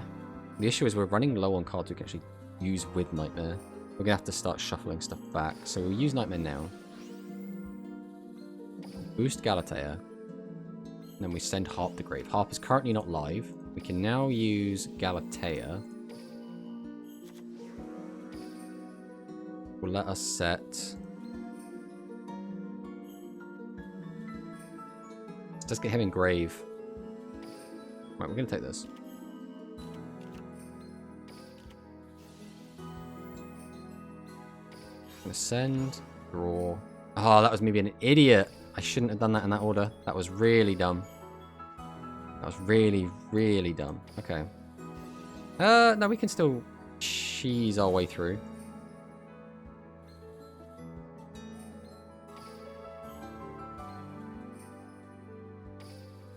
Let's go 1, 2.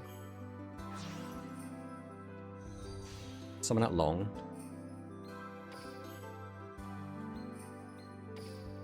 We go ahead and use Harp here. Bring out Nightmare.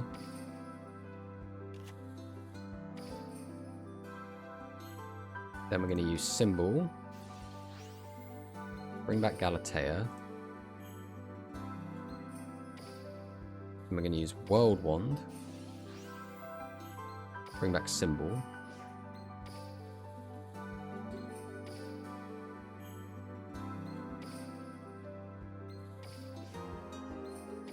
Go into Ding.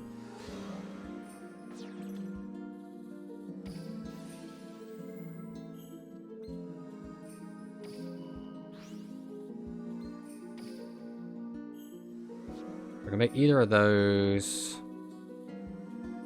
The issue being that he's still on the board. This should have been the decode instead. We still do not have access to our fusion. I mean, we could just go with this. Let's just go to battle. See if he's got anything for us.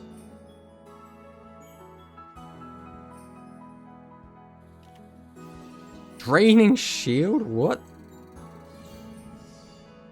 What on earth?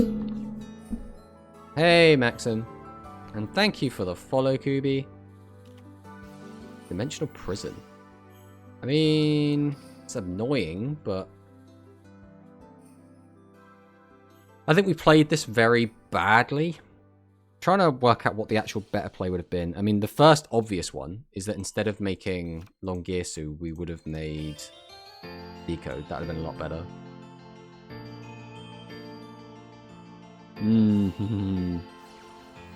Right, Chaos Form.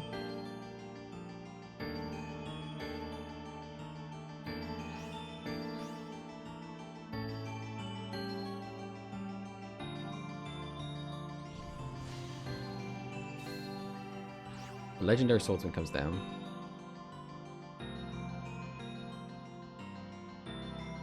Let's go straight to battle phase. So we just get to shuffle all these cards back into my deck. Which is kind of fine.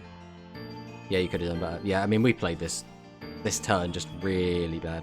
The thing is, what we were trying to do is just get to our either chain or Frightful Fusion, so we could just pop the whole board. That was the goal. Obviously, we did not manage to get there. Pretty good, just grinding the events for gems and waiting for Mizar's unlock event at the end of this month. Nice. Very hyped for him. Yeah, it's definitely going to be really cool. Where does he keep pulling these cards from? Is it off this? Because we activate so many spells.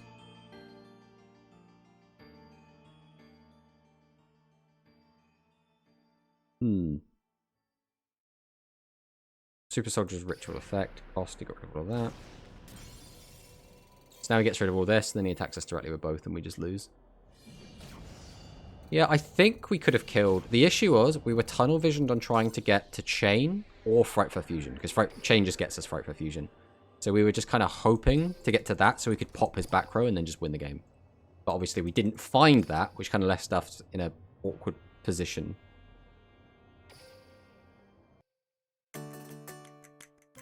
But that's all part of the learning experience. It's going to be Atticus. I've seen a lot of people saying that. And I think Atticus would be a cool character. But would it be Atticus or would it be Nightmare? Right. I don't mind whichever version we get, but I hope he gets his own theme. I mean, every single character in this game should have their own theme. There is no reason any character should double up, which is why when Roa doubled up with Mimi, it was the saddest thing to ever happen, ever. Right, Edge and Persist.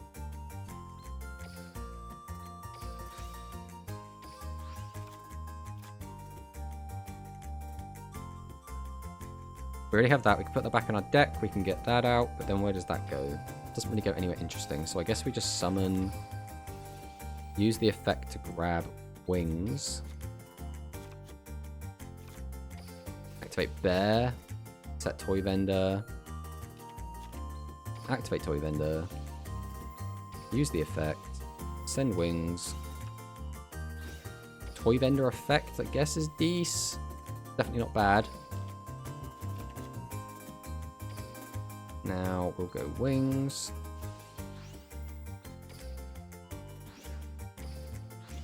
I really wanted stuff that wasn't more dogs. This hand could have been so good, but is very mediocre. Right, we'll activate the effect of Sheep. Put this back in hand. Bring back Chain. Then we'll activate Sabers. Put this back on top. Then yeah, fuck it. I don't want to draw that next turn. Go, Decode Talker. Chain grabs Fusion. The issue is that this is it, right? So either we fuse into nothing and just have it be a sack for Decode, or we just pass on this, and both of those options suck. So we're just going to have to just pass on this and hope we don't die. Unfortunately, drawing out double FLUFFAL Dog was really not what we wanted there. Personally, I think Zane should get his own theme. I think we should also get OG Zane, right? Like, we have Zane as, like, the Cyber Dark guy, but we don't have, like, the original Cyber Dragon Zane, right? The non-edgy version. I'd really like to just have that, even if it was just like a skin, right? Just an option for it.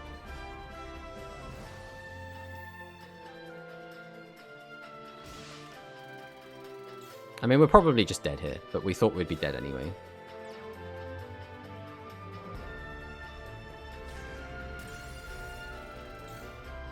So if we send this, he gets to bring back this or that.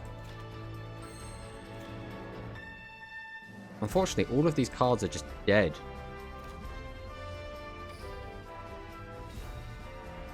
So we summon Dog. Dog effect gets Bear. But like we have nothing. We can use Sabers. Pop this back. Bring this out. Then guess we'll just link. into Brute Enforcer. We'll activate Brute Enforcer effect. And I guess we're just sending World Wand, right? What else can we send? Getting an extra pop doesn't do anything. He doesn't have enough cards.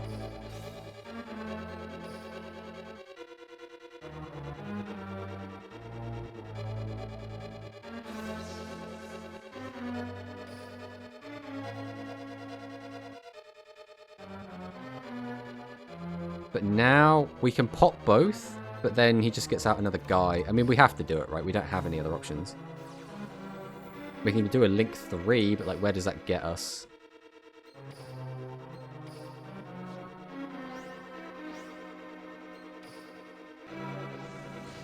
Right, Tiger. Tiger effects.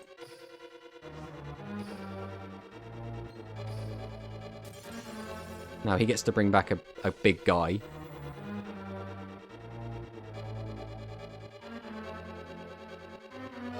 In selection box, which is honestly, Ice Dragon's Prison is still better. I mean, yeah, a lot of the time Ice Dragon's Prison is just going to be flat out better, right? And again, we can't really do anything here. And then we probably just die again on the next turn, because our hand is Garbo!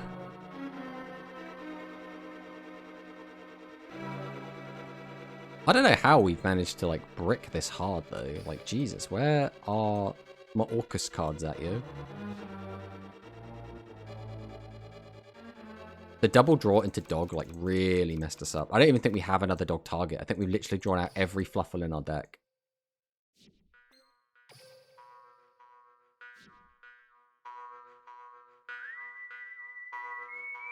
I mean, there's a chance we're not dead, right? So we'll see what happens.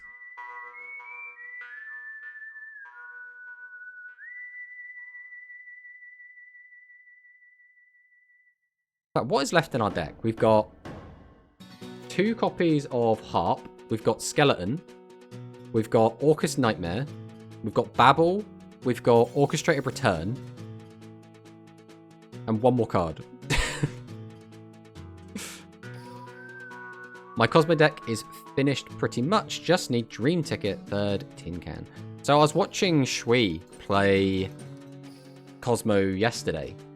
And a lot of the time, that deck just seems to be summon Dark Destroyer and then see if your opponent has an out to it. And if they don't, you just win. And if they do, then you just kind of feel a bit sad.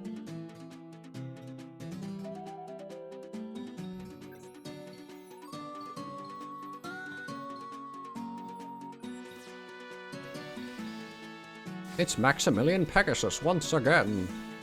Let's hope we draw a better hand this time. Dark Destroyer is just the ultimate boss monster. It is definitely some very powerful card. Ah, Toon Invitation. We keep opening double vendor. This is just a thing we do now.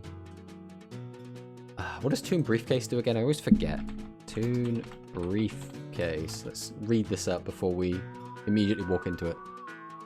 So this is when your opponent summons a monster where you control a toon, shuffle that monster into the deck. Okay, we have to try and play around this. Last couple of times we played against toons and they've gone first, they've just set up like double briefcase and we've been like, have to see what we can do. Is that the Toon Dark Magician? Is that the Toon Invitation?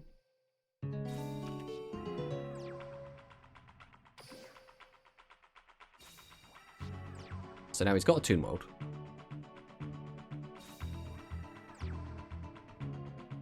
Destruction Float just feels kind of satisfying. I mean, yeah, definitely, definitely. I mean, that's all the Cosmos, right?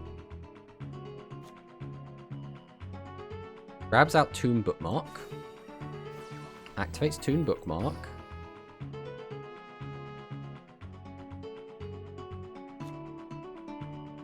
Grabs out Toon Kingdom. Activates Toon Kingdom.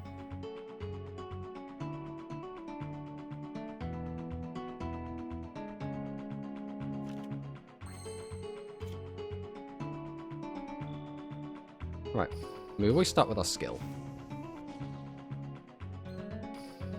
So we'll send Sabers and Chain.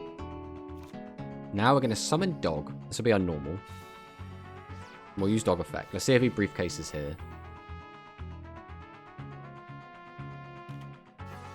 Okay, so there's the first briefcase.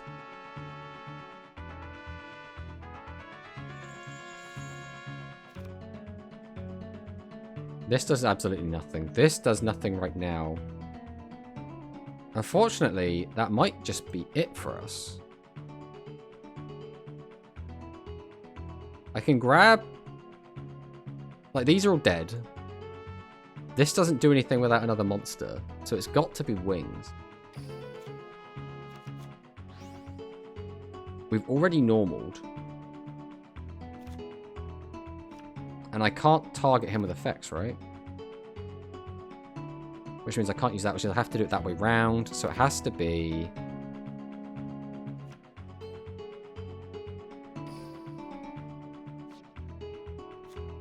We have to activate Toy Vendor. He has a response, which means it's probably not a toy, another briefcase. Discarding this does nothing for us, so it has to be Nightmare. It's the only way we get anything going is to send Nightmare.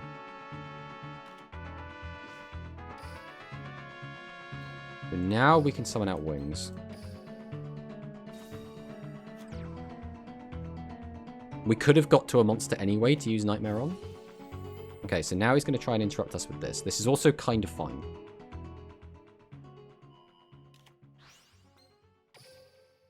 So now we activate Agent Sabers.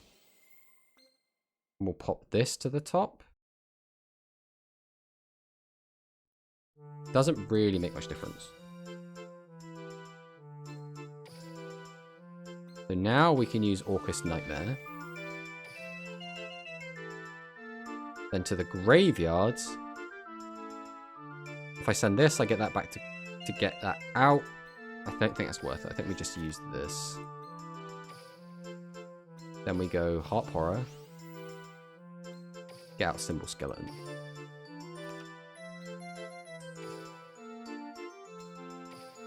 Now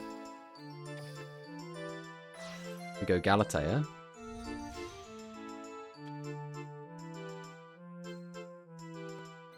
Then we activate Galatea. Put Nightmare back. We'll set Babel. Then we go Dingirsu over Galatea.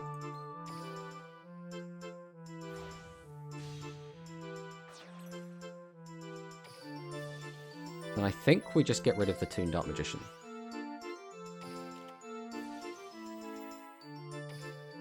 And we just get him 26. I think this was the best we could do, playing through everything he had. Now, we did let him keep his kingdom. But I think we're in a pretty good position. Let's see what he does with one card. He ripped a second Toon Dark Magician. Okay. But he can't use its effect.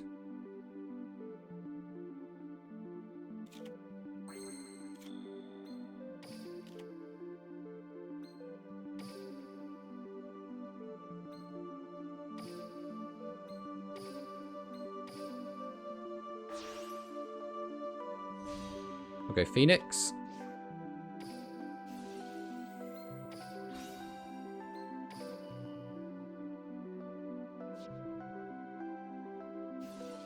Uses Bookmark to protect. We use Toy Vendor. Don't need to do that. We still haven't normaled yet, so I guess we'll take Dog.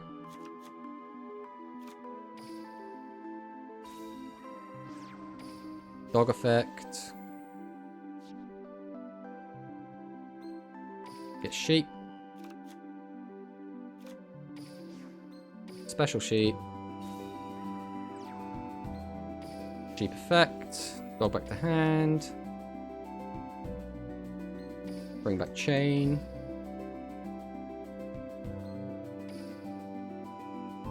Wait, are we locked into anything yet? I don't think we are, right? No, yeah, we're fine. We use Sabers.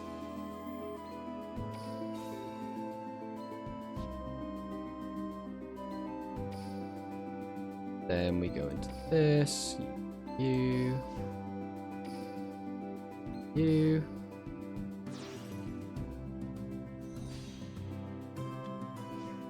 Use the effect of chain. Oh no, we didn't want to use that. No. Okay, it's fine.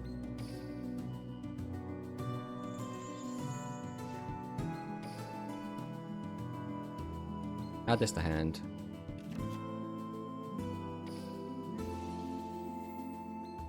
Send this.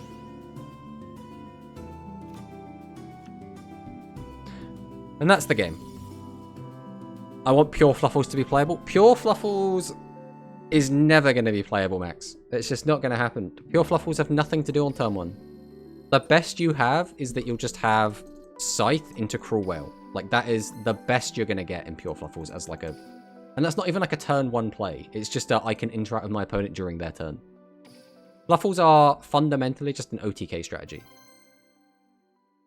It's like Cyber Dragons, right? Except they gave Cyber Dragons an in-archetype negate. So it made him useful.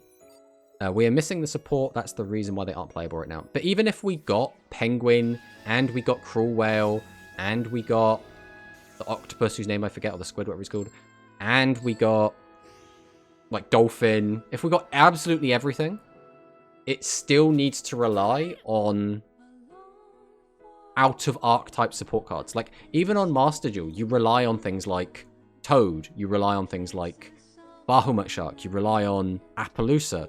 That's just how you play the deck.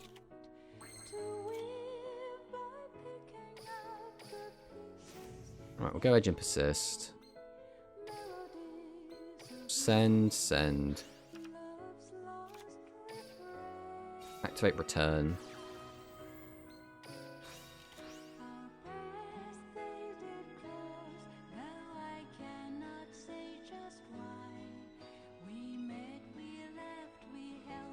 Maybe just normal summon this and then just go with that.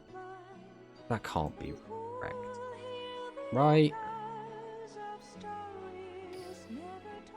Surely that's not the play. Alternatively, we summon, use... Yeah, no, that's... We're going to go for it either way, even if it's correct or not. We're going to summon out Wings. We'll Special Sheep. Activate Sheep, put Wings back in hand. Bring back Chain. We're going to activate Sabers. Put this back.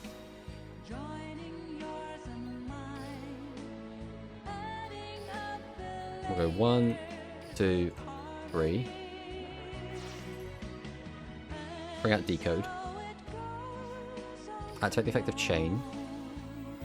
Grab Fusion back. Then we'll activate Nightmare. Boost attack.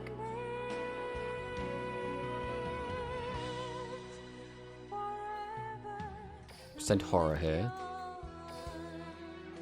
Horror effect. Bring out Skeleton.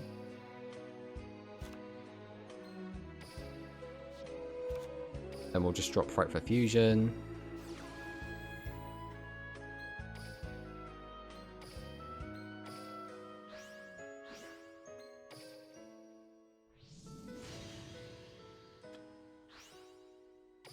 Let's just go with this. See if he's got Kite Roid. He ain't got nothing. We're fine. We are missing the support this reason and a good skill. I mean, that's the thing, right? You can make any deck fantastic with a good skill. That is a thing, right? If you have a good enough skill, you can make any deck really, really good. But the cards themselves, I think they still... Fluffals lack an in-archetype turn 1, right? They don't have good negates. They don't really have good interruptions outside of exactly Cruel Whale off of a Scythe, right? So, like, it's very awkward. I think they literally have to print new cards to make it really good.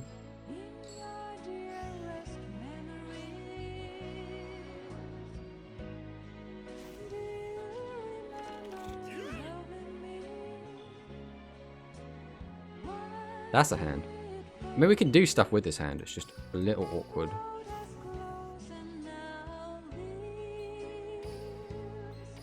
So we'll send, Activate vendor.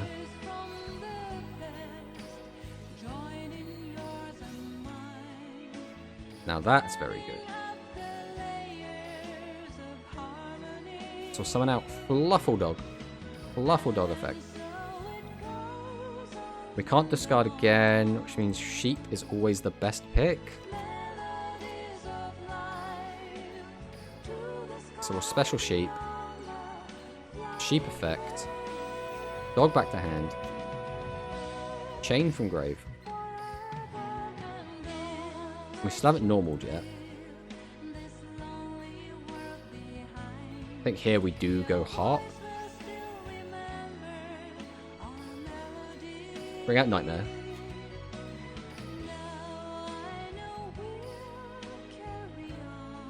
We'll go 1, 2. Into Galatea. Use the effect of Chain to get Frightful Fusion.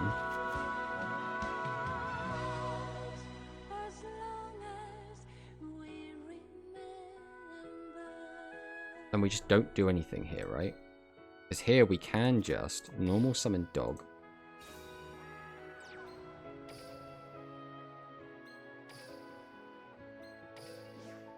We can go into Ding.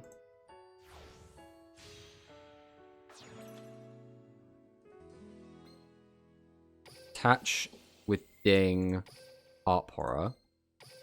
Then we go into Decode.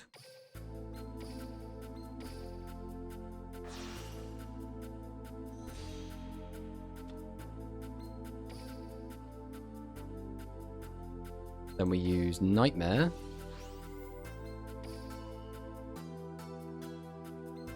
And we send Symbol Skeleton. Then we activate Symbol Skeleton. Bring back Galatea. Activate Galatea.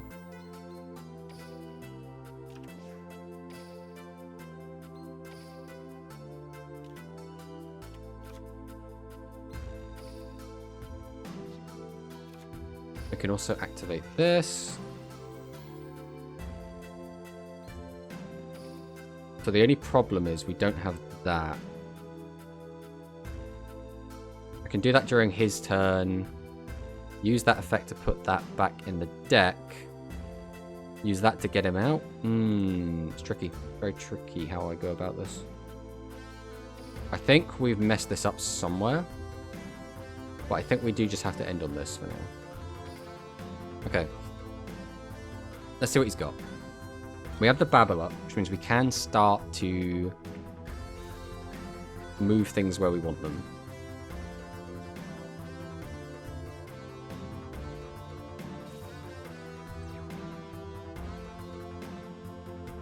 Right, we will activate Galatea here.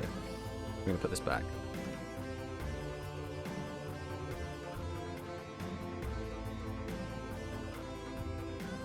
Okay, we've got a Scorpio. Where are we going with this set? Scorpio attack.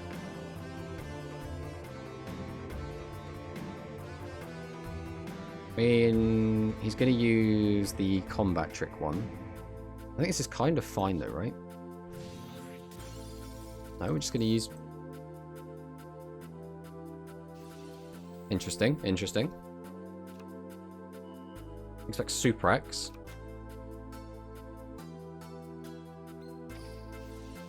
Right, we'll go Harp. You get out Nightmare.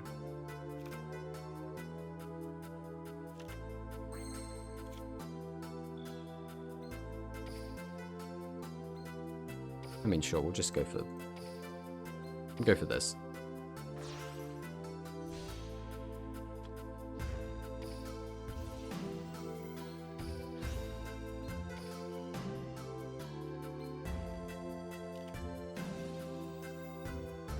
Bottomless is A-okay.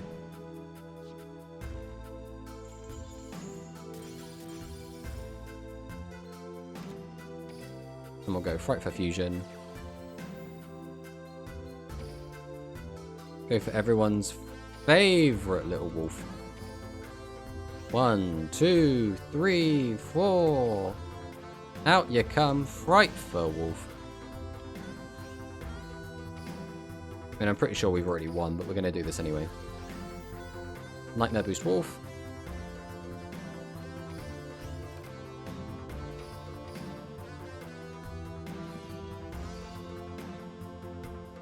Oh, has he got a Kiteroid? He has the Kiteroid! We played around the Kiteroid and it came up!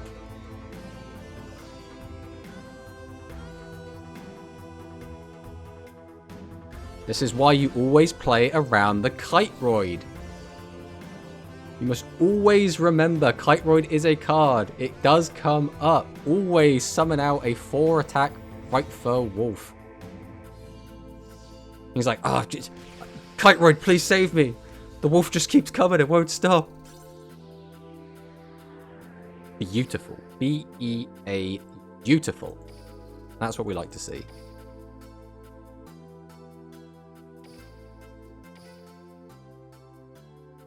How we look right now? 94 wins. That's not bad. Hey, Bakura, how's it going? Or Bakura, not Bakura.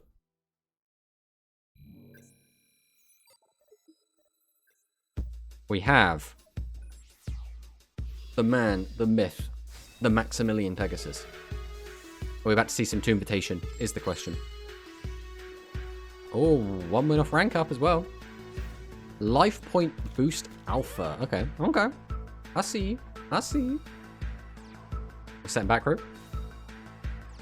Setting more back row. We're passing. Okay. Okay. Not the most exciting turn, but to each their own. We're going to go straight for an assist. Send Chain, send Sabers. We always use our normal on Dog. We don't actually really need anything. I guess Wings is the only other card. We go Bear.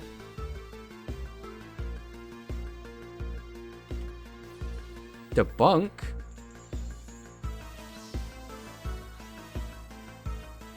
I mean, that's like a little bit sad, but I do have a toy vendor in hand.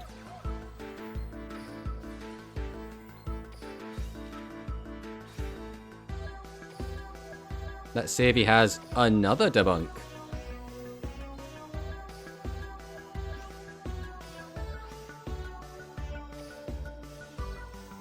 I mean, at this point, your toy vendor doesn't really do anything.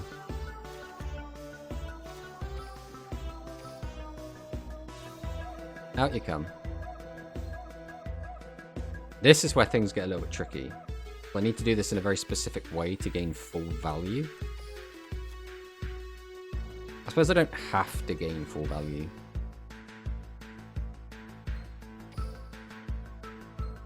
Right, we'll go Harp into Nightmare. Then we're going to make Galatea using these two.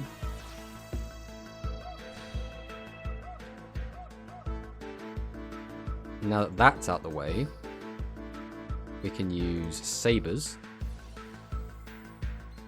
Put Fright for Fusion back to bring it out.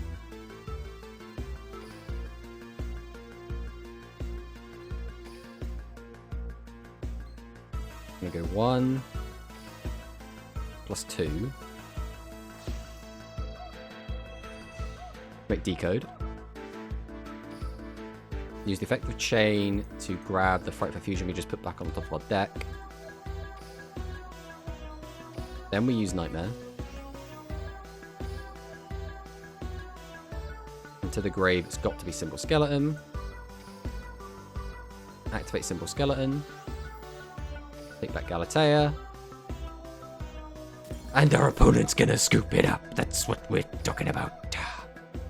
Towards Platinum, yes, exactly, Bakura. We are on our way. Slowly getting there. Up to Gold 6. Not quite a Platinum just yet, right? We're not quite there yet. But we're what, 2 ranks away? Let's go 7 and then Plat, right? We're very close. We're very close. What did you think Forbidden Droplet in Dueling? I think Forbidden Droplet is a very fair card. Now, that might be a bit weird because some decks can like abuse the crap out of it, but I do feel like it is appropriately costed. Now, there are some decks that can abuse the discard. So, for example, Fluff will play that card quite a lot to deal with unoutable boards. Like back in Master Duel, you needed it specifically to deal with Rytron or a lot of there were a lot of boards that you couldn't out unless you use something like Droplet. But the Fluffle strategy is I fill my hand with stuff and then I want to send a lot of that stuff to the graveyard. So it has really strong synergy in a deck like that. And I'm sure there will be much better decks that abuse it than Fluffles. Fluffles is just like my go-to, right? Because it's what I play. I think it's very important to have board breakers, and Droplet is a weird one, but it is a board breaker, right? It is a card which you say, oh, my opponent's made something that I cannot deal with, therefore I need to deal with it. So all in all, I'm happy with it, I guess. What is this nonsense we're playing against? Is this going to like be an FTK?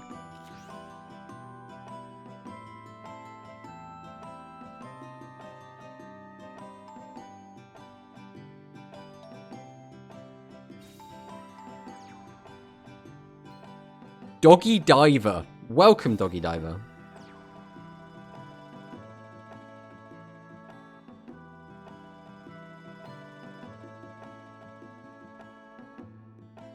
Is this a like weird Utopia FTK deck? Like what am I dealing with here?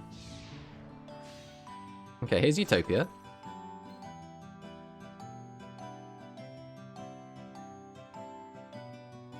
Where do we go from here?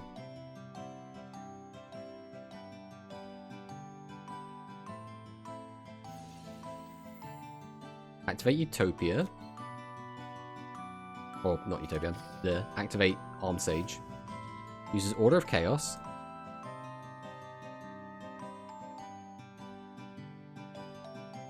Never doubt the Doggy Diver. Is Doggy Diver going to be, or is it, I should say, not going to be, is it the pack rat of speed duels? So Barrion's forcing, and this goes into the weird, like, red and white one, right?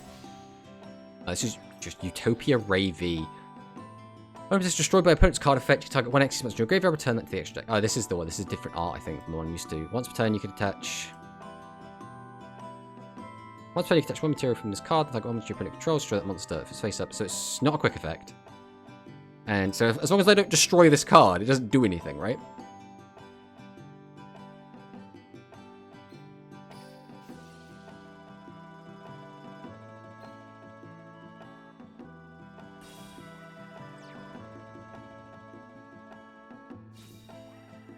Okay, so we've equipped it with Tornado.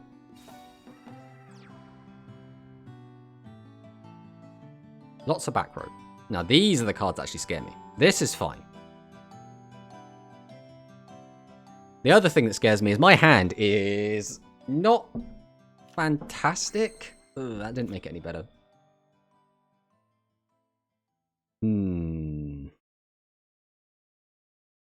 What does this hand accomplish? Discard Bear, get Vendor. Vendor effect, discard Harp. Harp. Normal Bear, special. Right, well, there's only one real line this hand has. We always have to go down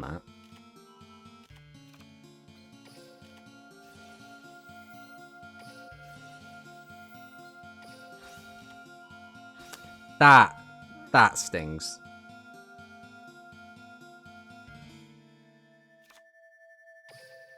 Right, normal bear.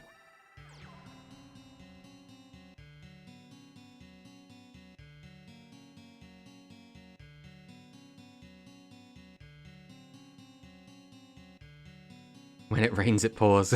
Exactly. He's gonna Xyz import my bear! No! That is actually catastrophic. Do we just lose? Because we have nothing? We can special out a guy. I mean, I guess we have to, right? We can't not.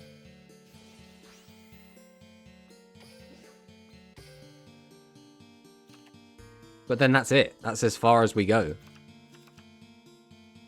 Christ. We're gonna lose to this of all things? How?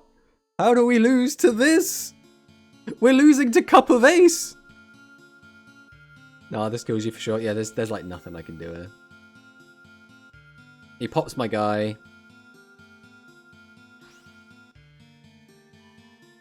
Boom. Only 50 damage though, right? If he hasn't got a normal summon and he doesn't have any other way to gain any attack.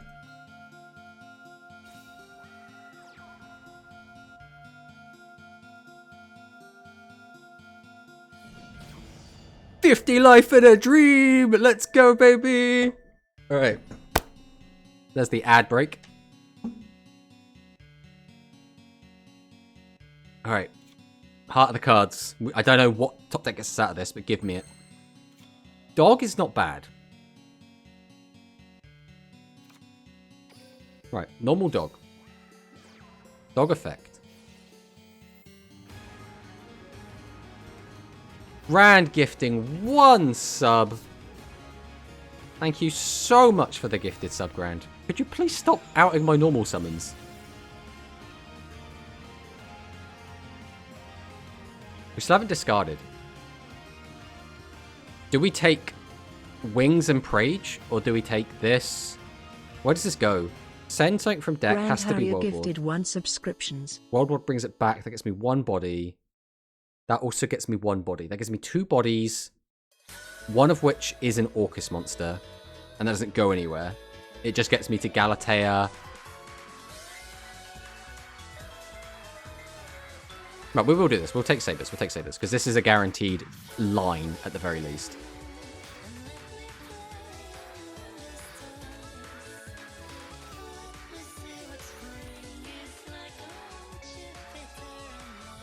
So we do go Vendor here. Get rid of Skeleton. That is why we do this in a different order, because that was really bad. We're still fine. It's just very awkward. Okay, so now we have to get this in the banish, so we have to do this now. Just to be able to use World Wand.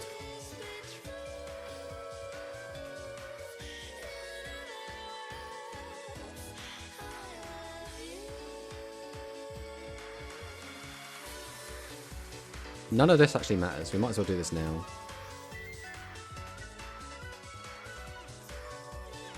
We haven't used you yet. But we're putting this out. We can put something back into our deck in a minute. I actually think we do put Hot Horror out. This might end up being a mistake, but we're going to run with it.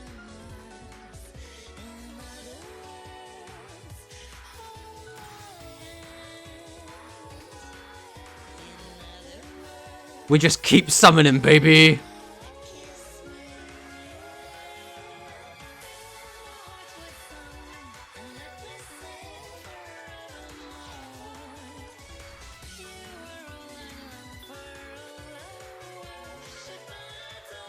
He's still gone, right? So it doesn't matter when we do this. We might as well do this now. We can grab him back. It doesn't matter anyway. We're going to put him back into the deck.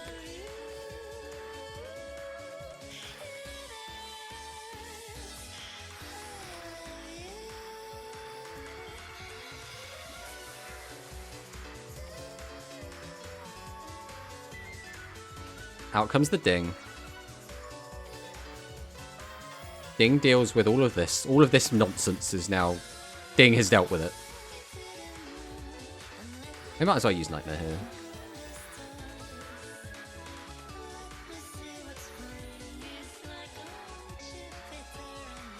There's no real reason to get out Harp, right? We can get an extra body out. The extra body doesn't actually do anything, so I'm just going to send Skeleton.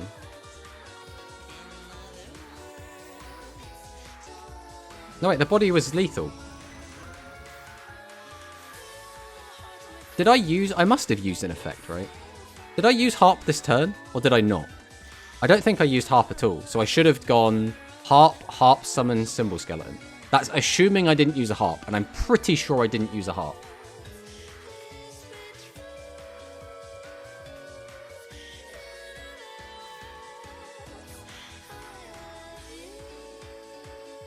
I'm just scrolling through.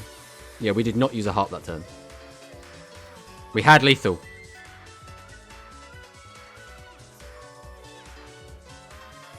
I mean, we're still fine no matter what, right? No matter what we do, we just win. I'm gonna normal summon the mighty bear.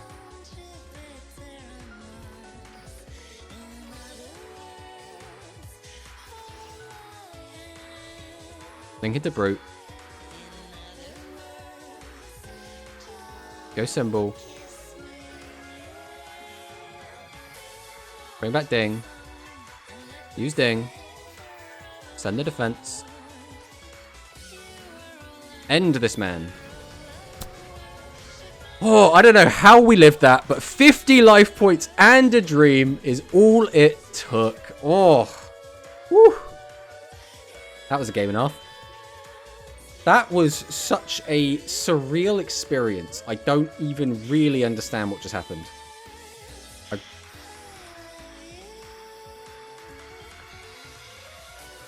But we made it through somehow, and that's what matters.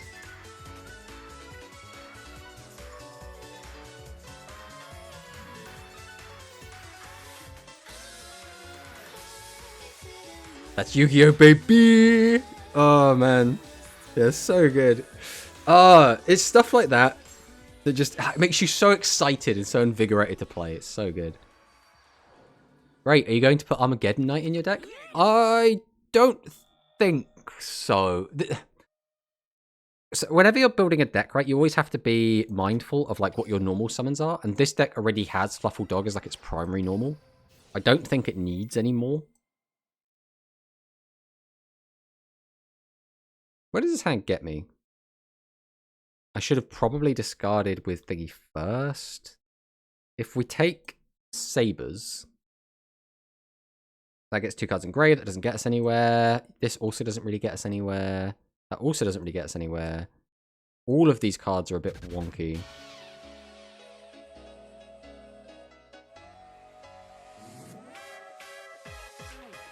I think we're going to take Sabers. We're going to see where this goes, because we do not want to draw into our boys.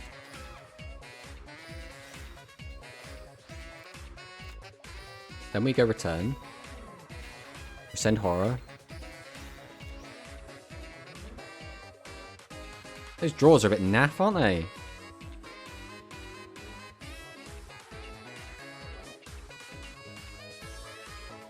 No matter how you look at this, this is awkward as hell. Right, we'll go Sabers. Put this back. We'll go Harp. Into Nightmare.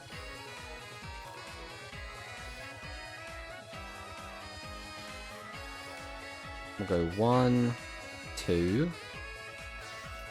Into Galatea.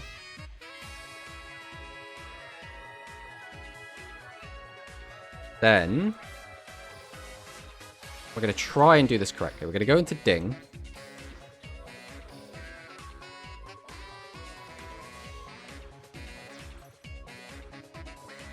No, I think we've already messed this up, because I think I needed an extra body, which I don't have access to. Yeah, we have already messed this up. No! Maybe we're okay? We send Skeleton. We can't use Skeleton because it's stuck under there. But we can go into a Link 2. At this point, we are literally just trying to find something. I don't actually know what we're doing anymore.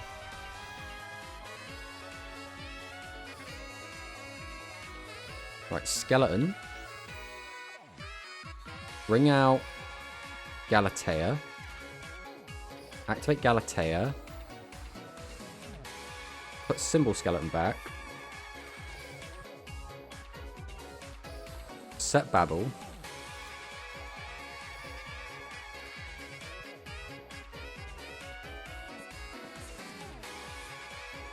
We have messed this play up so much. Like, such a disgusting amount of misplay has been happening here. We had the right idea, but we messed it up really badly. So I actually think now the play is probably just this.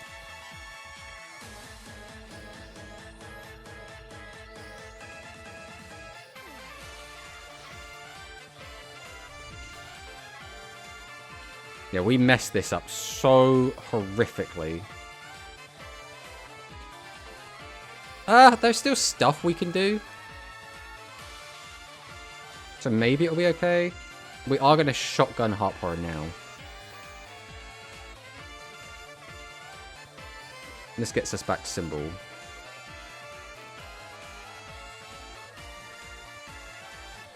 Alright, put this back to auto. Especially if we have 20 seconds left. This was also a misplay, because I should have... No, I needed that out anyway. Was there another option I could have summoned from deck? I don't think I have any more targets, so I think I had to go this way around.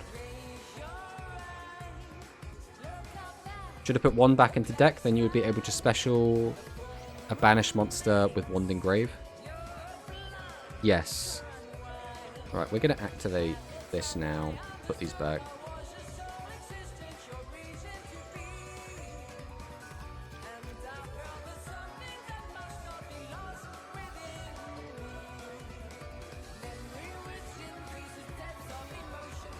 The other thing is, we are against tier 1 meta threat Tenyi, so it might not have mattered anyway. Chances are.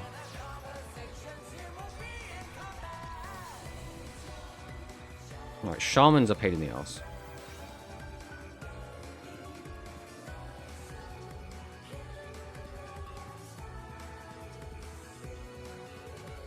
Hi, Eternity, by the way. Always good to see you.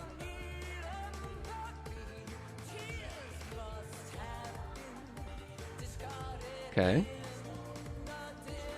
Are we dead? I suppose is the next question.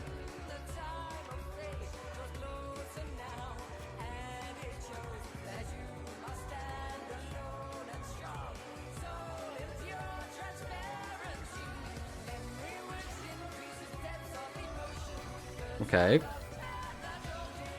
Going to a second monk. Just to get in the grave to use the effect. I'll have one point to this.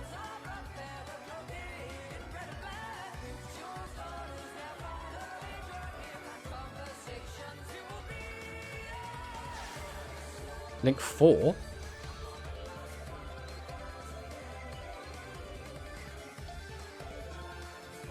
Interesting. Cannot we just swap a battle?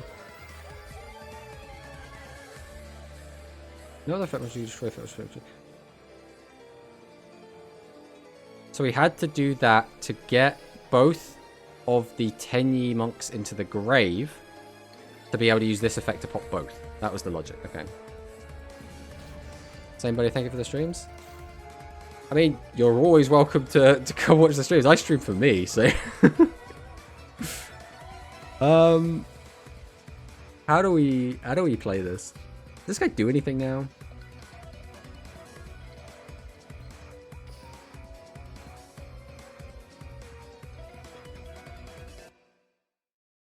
Destroyed.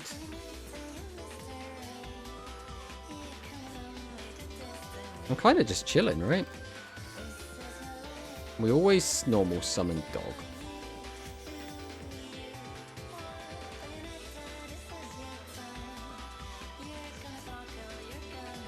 Do we have our graveyard set up? Oh god, we're running out of time. Alright, take this. Timer boss, no!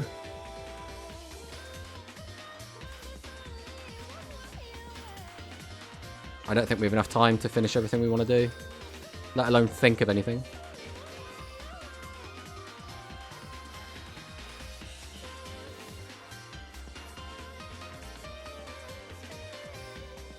Nah, we just don't have enough time.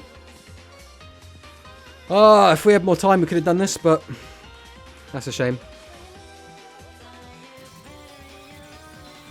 That is, to be fair, our first time limit loss today.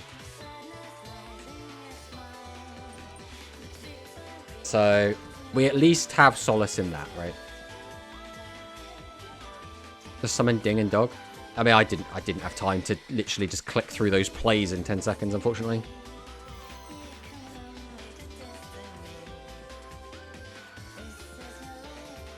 Oh. It's fine. We'll get used to the plays more as we go. The problem there was we had the correct number of material, but we had to link off one of our Orcus cards to get it into the grave to use its effect, which meant when we brought back our Link 2, we did no longer have 2 monsters to link into, because we needed to get out a Link 3 and have a body left over, and we couldn't manage to get that going. It's just a very clunky board state. I'm sure we misplayed during it, but I knew what I wanted to get to, I just couldn't quite get there.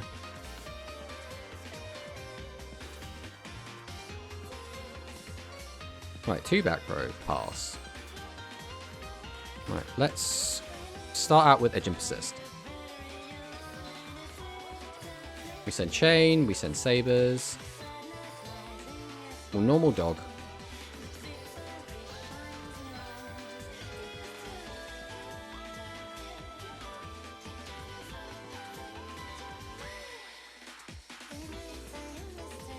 I think here we do take Sheep.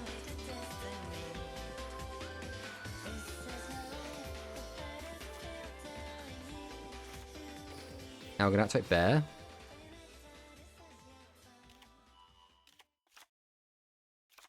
Then we special Sheep.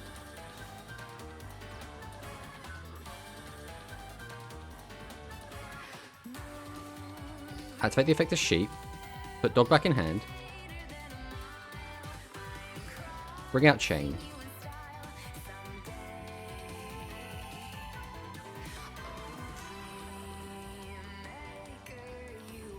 We'll activate Vendor. Vendor effect, we're going to send Skeleton. Toy Vendor to grave is okay here. It's not like crazy, but it's decent.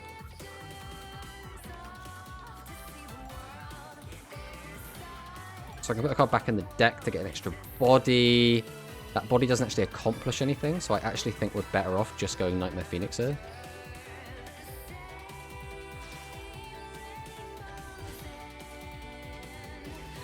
Nightmare Phoenix effect, we discard Wings, and we'll pop this. We use the effect of Chain, which should also get us to Frightful Fusion.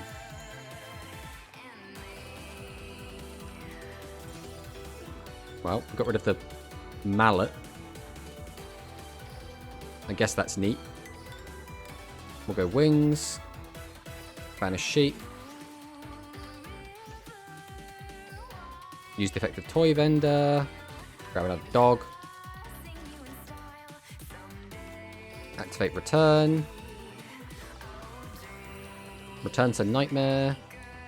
Brings up 2. Draws 2. This hand doesn't really seem to be going anywhere very quickly. I mean, we have lots of plays we can make, which I suppose is good. So we'll use Nightmare. Boost Phoenix. And we'll grab... I guess it kind of has to be World Wand here. We don't have any more targets left in the deck at the moment. Then we can activate World Wand. Bring back Nightmare.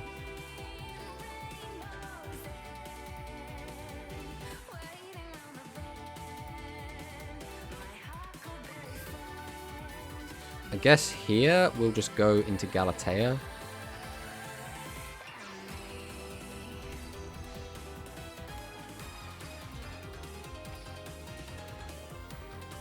Pop this back. I have no more targets, I'm just being a dum-dum. I guess that's fine to be back in the deck, but it could have been a lot better. We'll go Sabers. Again, it doesn't really matter what we put back. Back into the deck, Dog.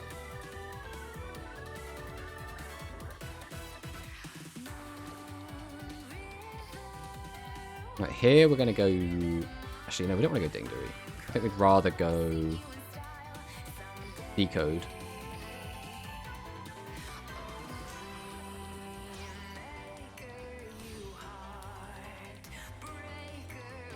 Then we go Symbol Skeleton. Bring back Galatea.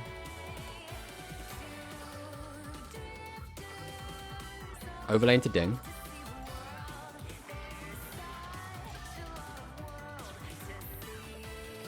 And we send the mystery card.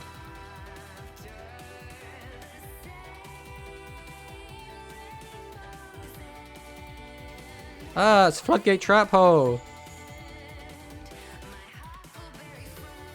Well, I will send your Floodgate Trap Hole to the grave. And we go Frightfur. We only have 2 in grave, unfortunately, but it's still pretty good. Into the wolf. And that's gonna be the game. Okay. That's what I mean. Sometimes we get, like, Tenyi. And sometimes we get set Floodgate Trap Hole, set Magical Mallet Pass. And I'm like, gold is just the Wild West, isn't it? You never know what you're going to find. And this is the... Jesus Christ. This man is cooking. This man went, I want to play every Floodgate burn tool that I just have in my collection. Even got the Time Lords in there just for some style. Jeez. He's got Mind Scared as well. Oh, that is a deck. That is a deck. That is... Oh, that man is cooking harder than I could ever cook.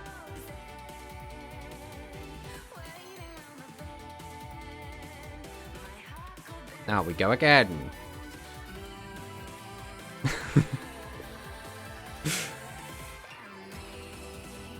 Alright, let's see what Bandit Keith has for us.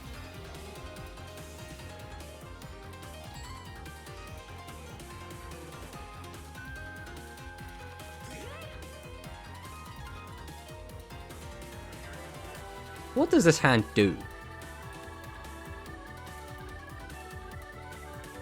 I mean, again, we only have 1 line, so we start with Bear.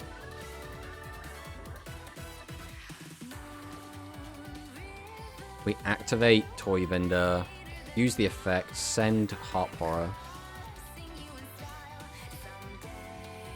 I mean, that does kinda help quite a lot, I guess. Summon out Dog. Dog effect gets me to Sabers. Edge and Persist. Send this, send this. Then we have to special this. We then have to use Sheep here. Put this back to hand. Bring back Chain.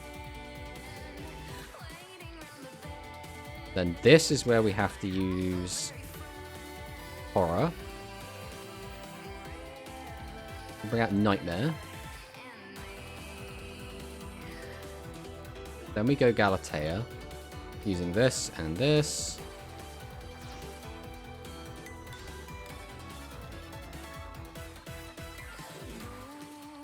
This is where we can use Sabers.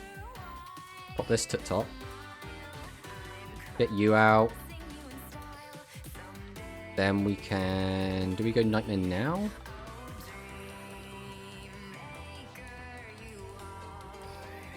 I think here we go Decode by using you and you. Summon out Decode, which triggers Chain. Chain gets me Fusion back. Then we go Nightmare, boost Decode, send Symbol. Then we can activate Symbol, bring back Galatea. Galatea effect puts back Symbol.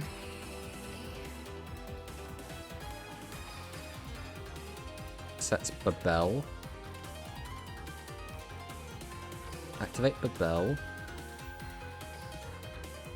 I completely skipped a step. That was really dumb. Well, we were supposed to go into this, but we completely missed it. So instead, we will simply do it now.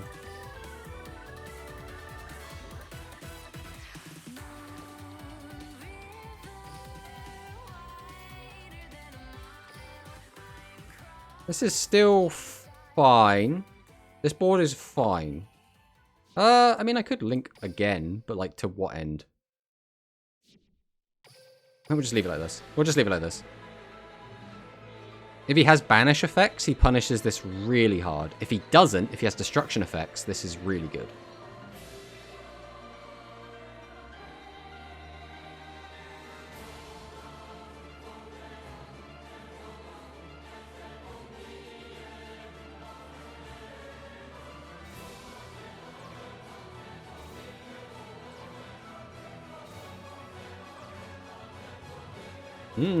Setting a lot of back row there. Okay. I mean, do we just hard...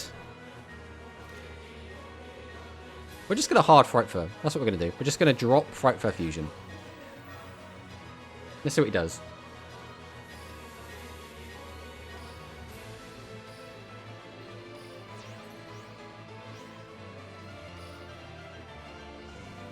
Summon out Tiger. Tiger effect. And we're going to pop all of your back row.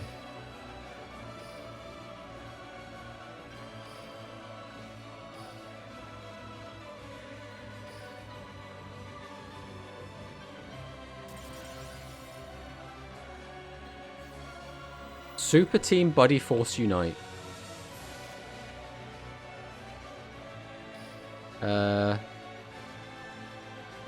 Okay. I'm not really sure how to take that.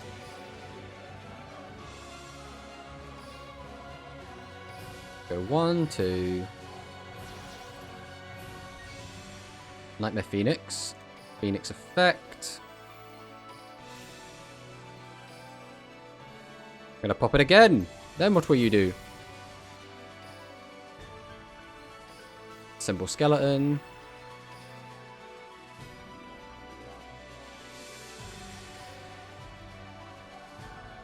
And then we will send your last card to the grave.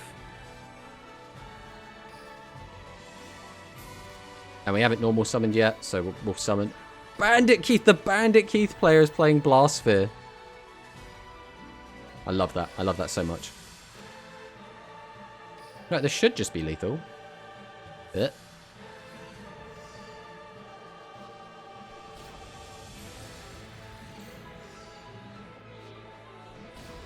And that is the game. Which is what we love to see. Absolutely love to see it.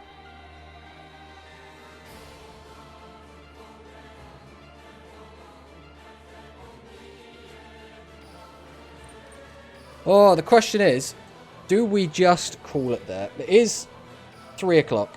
This is our usual end time. I think we want to play at least one more game, though.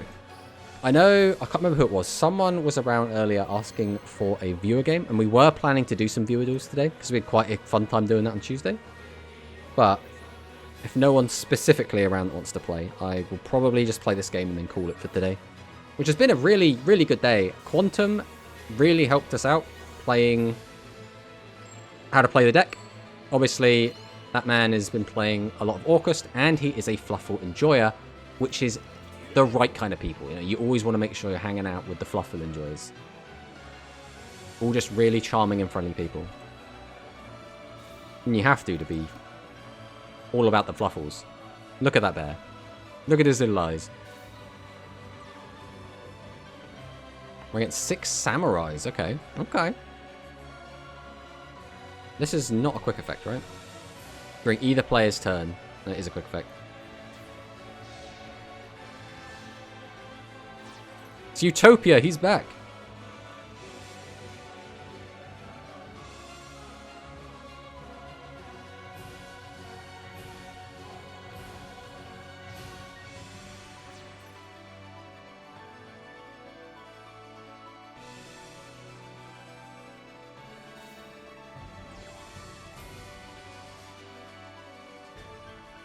Alright. We draw. So we have plays. This guy doesn't do any... What does this guy do? Utopia Ray.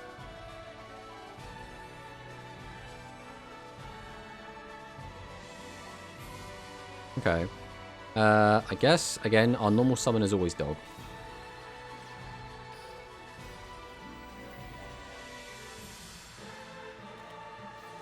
He's going to crack down dog. That is very funny. We still do get to get our search. And I think our search has to be sabers here. We'll activate bear. Set the vendor. We'll activate our skill. Send that and that. So we don't have a normal summon anymore. So what I can do is stack the top of my deck and force one of these into the graveyard, which is probably the best thing I could do. So we're going to activate the effect of sabers. I will put World Wand to the top. Summon out sabers. Then we can activate Vendor. We can send Nightmare, which gets that into grave. Then we can activate Nightmare. We'll boost the power of sabers, and then we can send Harp Horror to grave. We can then use Harp Horror to get out Symbol Skeleton.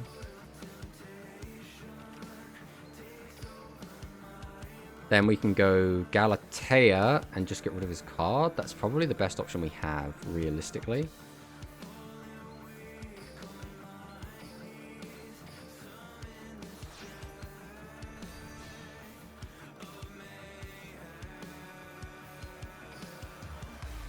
We have World Wand, which can bring back Nightmare, which is not bad here.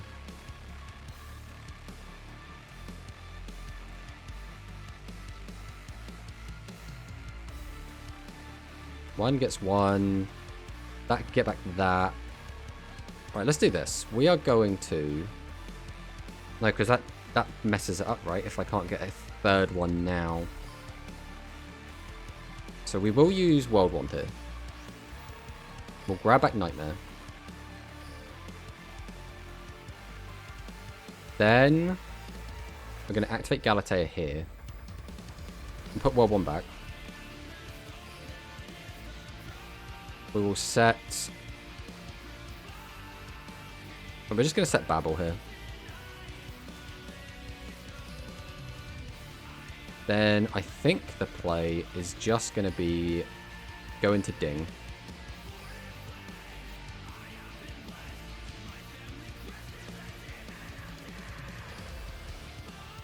Then we're just going to send this.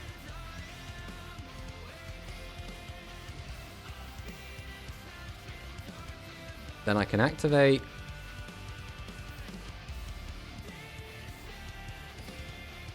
Got nothing else, have we? Yeah, we're kind of spent at this point, so we'll just go battle. We'll swing over this. And he's got one card in hand. And he's top decking. Let's see what he does. Let's see what he does.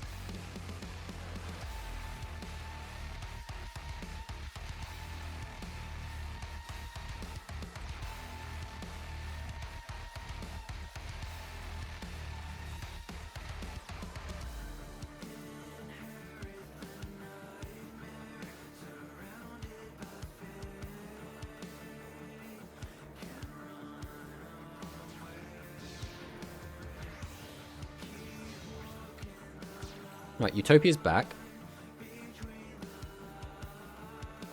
Where do you go with just Utopia, though?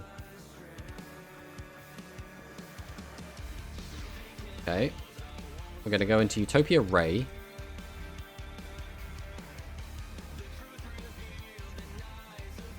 So we can weaken my guy and boost him, and then attack over it. Yeah, we'll use Dingirsu. Yeah. That it? Okay.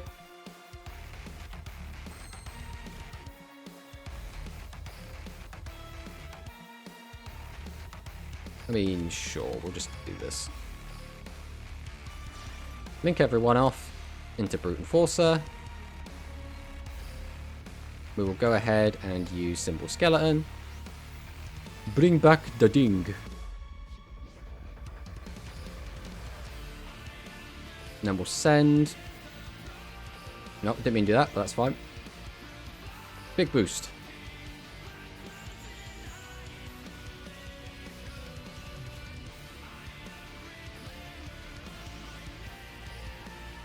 Then sure, we'll just summon. Swing. There we go. Oh! I think that is probably going to do us for today. We did play quite a few games today. Nice 3 hours of games. Well, I say that probably about an hour of that was just us chatting shit about all the new leaks and stuff, which has all been very, very exciting. We are only one rank away from plat, which hopefully we'll get. Hopefully we won't just forget about speed for another question mark period of time. But we had a great time playing today. We might do a short stream on Sunday. I'm not sure if we will, but we might. If we do, we will be posting it in the Discord server. That's where we post when all of our streams go live, all of our announcements, and whenever our YouTube videos go up. But, so we might be doing something on Sunday, which if we do, it will probably be us trying out the new Rush stuff, and more specifically the new Machine Rush stuff with the Ultimate Flag, Mechs, and Beasts, which is going to be very, very exciting. Other than that, we will be back on Tuesday, which again, could be Rush, could be Speed, who knows. Hopefully, we will get some really interesting news tomorrow about all the anniversary stuff. Like, the chances are we won't. I don't expect us to see any of these new bundles anytime soon, but yeah, is what it is. Again, thank you all so much for watching. Actually, saying that, is there anyone to raid? Because we haven't actually raided anyone in a little while. That's because most of the time when we look at the section, it is all Espanol Portuguese. So, this looks like it has potential. Let's raid into this. So, /raid.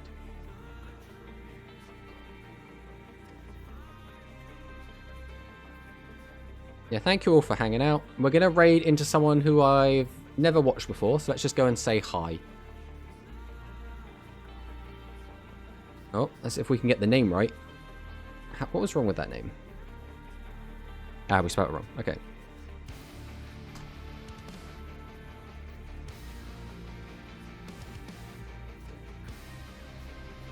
Or we raiding.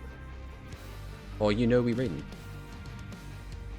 Yeah, again, thank you all so much for watching. And we'll see you next.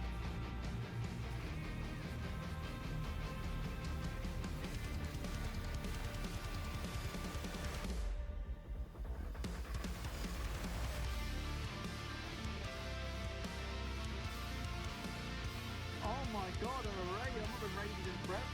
Thank you.